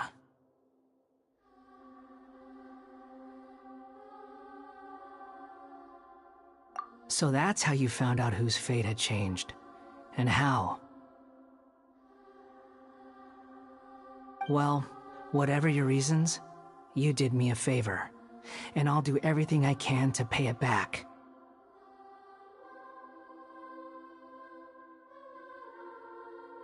Borrowing and returning are the only real relationships between individuals. I'll balance the books one day. Don't you worry. That's not true. A relationship between two people is not simply a ledger that can be reset to zero. I think deep down you realize this. People who show up in your life don't just evaporate like water drops and leave nothing behind. There is no such thing as balancing the books. Some things in this world can never be brought back, and they can never be changed, which is why there is emotion in the human world. Everything that you feel is real and lasting, and whatever is missing in you will not be made whole. To be human is to live with imperfections. You can choose whether or not you want to be human. But humans can't live without a heart, can they? Anyway, I gave up trying to become a human a long time ago. You understand what pain is perfectly well, even without a heart. You're just bearing your feelings. The past is set in stone, but you can keep moving on. And the longer your future lasts, the shorter your past will become, until one day, it is but a tiny fraction of your life. Sounds like you've got a future planned out for me. Everything's ended up being pretty darn complicated. Paimon doesn't even know where to start, but the most important thing now is that you need to follow Nahida. Otherwise, all our efforts will have been for nothing.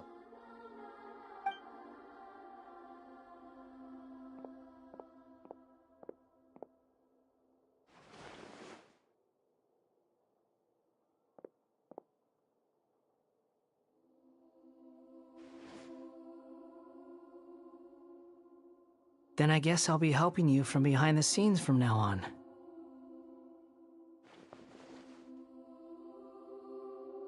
I'm glad that you've accepted our proposal.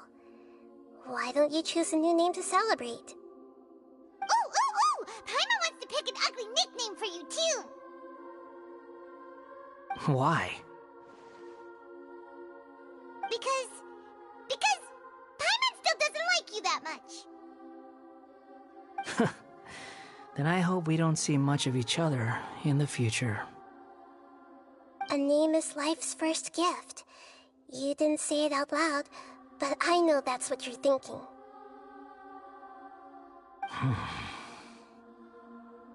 The Traveler and Paimon have helped you a lot. If you can't decide on a new name, maybe you can ask them for ideas.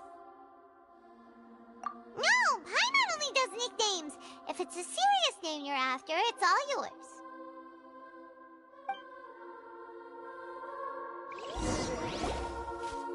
Have you got anything?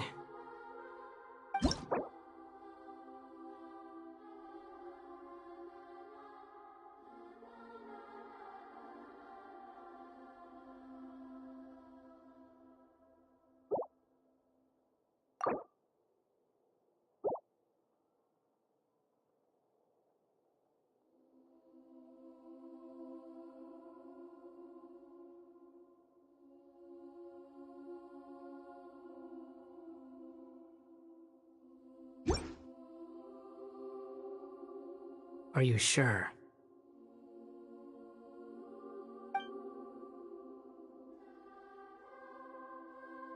Oh, all right. If you say so.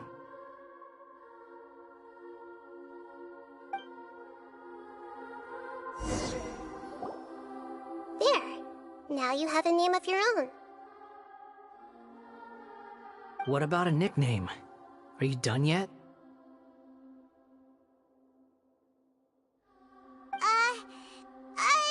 Still thinking. Stop rushing me!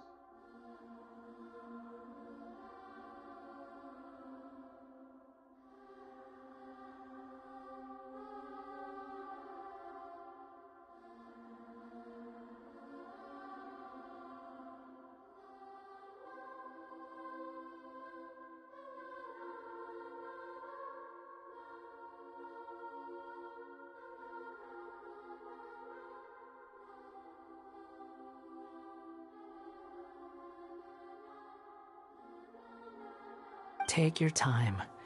I don't need to see you again until you've thought of one.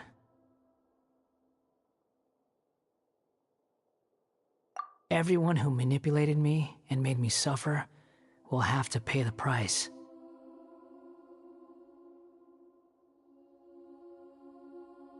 You mean the Fatui?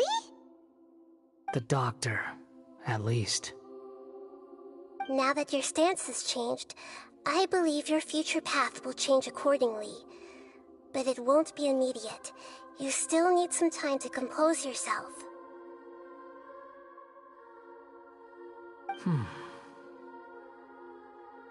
One more thing. There are still some descendants of the Raiden Gokuden living in Inazuma. Some of them know. Well, they ought to know about the connection between Raiden Gokuden and myself. I don't plan to leave Sumeru for the time being. If you see them in Inazuma, please tell them that I was the one responsible for the Raiden Gokuden's downfall. Even though the events have been erased from the world, they still deserve to know the truth. I see. That is up to you. Huh? But if we do that, then... It's fine. Let them stab their blades into my chest if they so desire. Maybe that's how it always should have been. What's that look for? Don't make that face. I know what I'm doing. That day will come. All right, we're done here.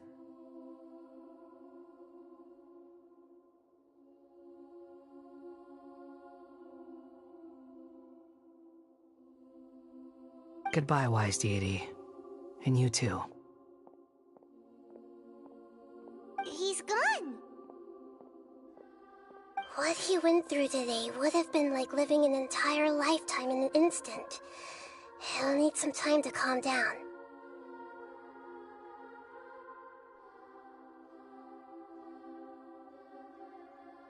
Yeah, true. But even so, after everything that's happened, he doesn't seem quite as fierce anymore. So we can finally go eat? Paimon is starving. Thank you both. I hope you will find somewhere nice to go and relax for a while.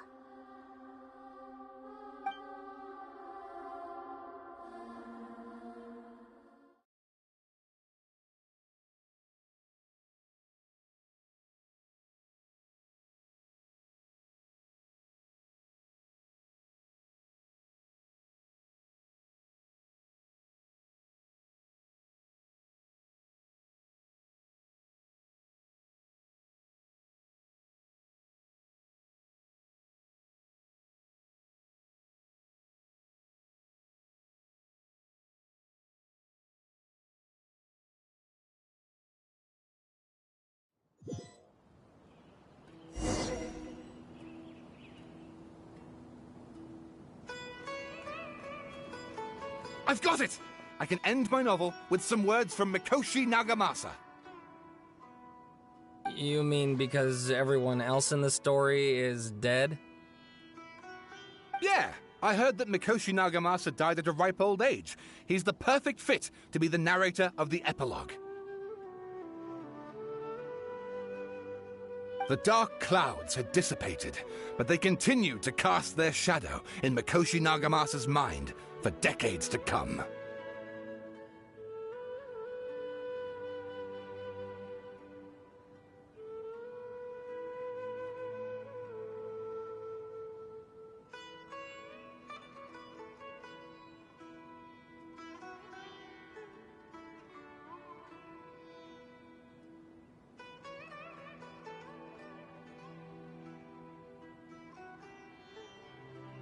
Then, one night, as an old man, he had a dream. On the night when that prized blade, the Daitatara Nagamasa, was forged, the people rejoiced, and there was painting, dancing, and drinking.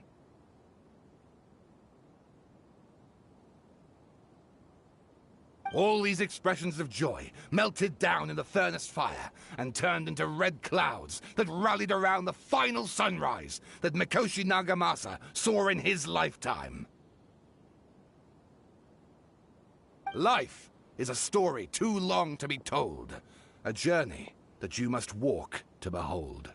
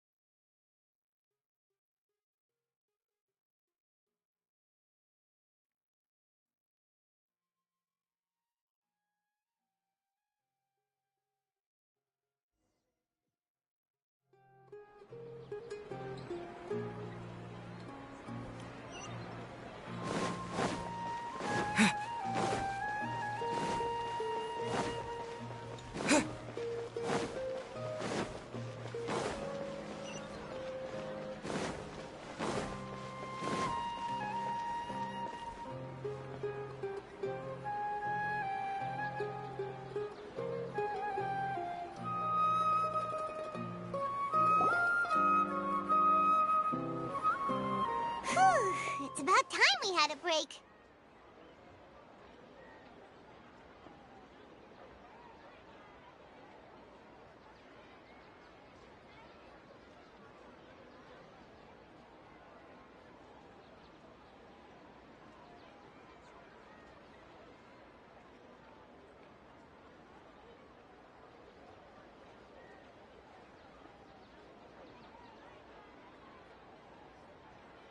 As soon as you stop, all the tiredness and hunger comes rushing back. Wow, great! Huh? Look at the vase. Did someone break it while they were cleaning the room or something? But Paimon doesn't remember there being a cleaner.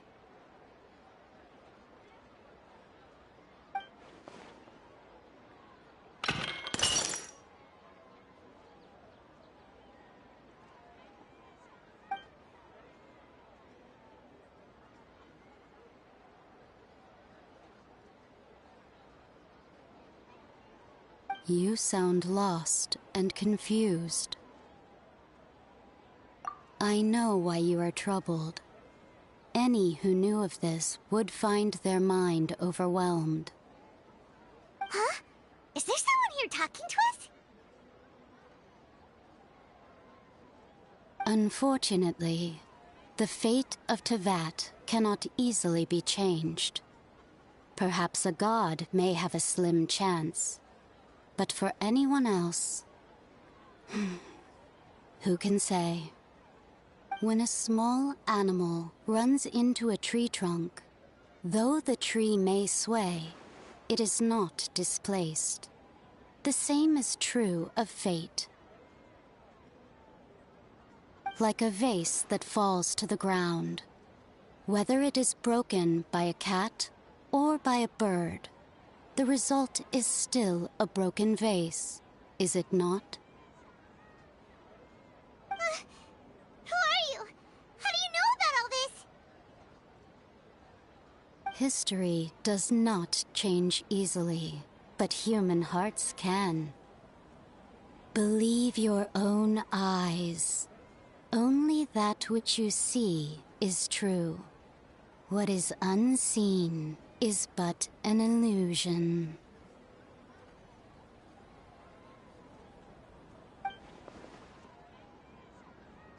The voice has disappeared.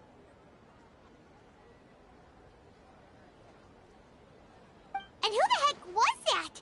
And what were they doing coming out of nowhere and saying all that scary stuff?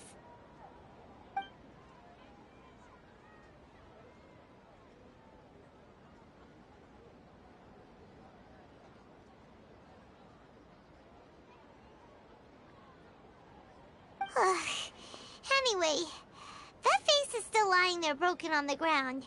Should Paimon go get someone to clean it up? It feels wrong just leaving it there. Just a moment. Paimon will be right back.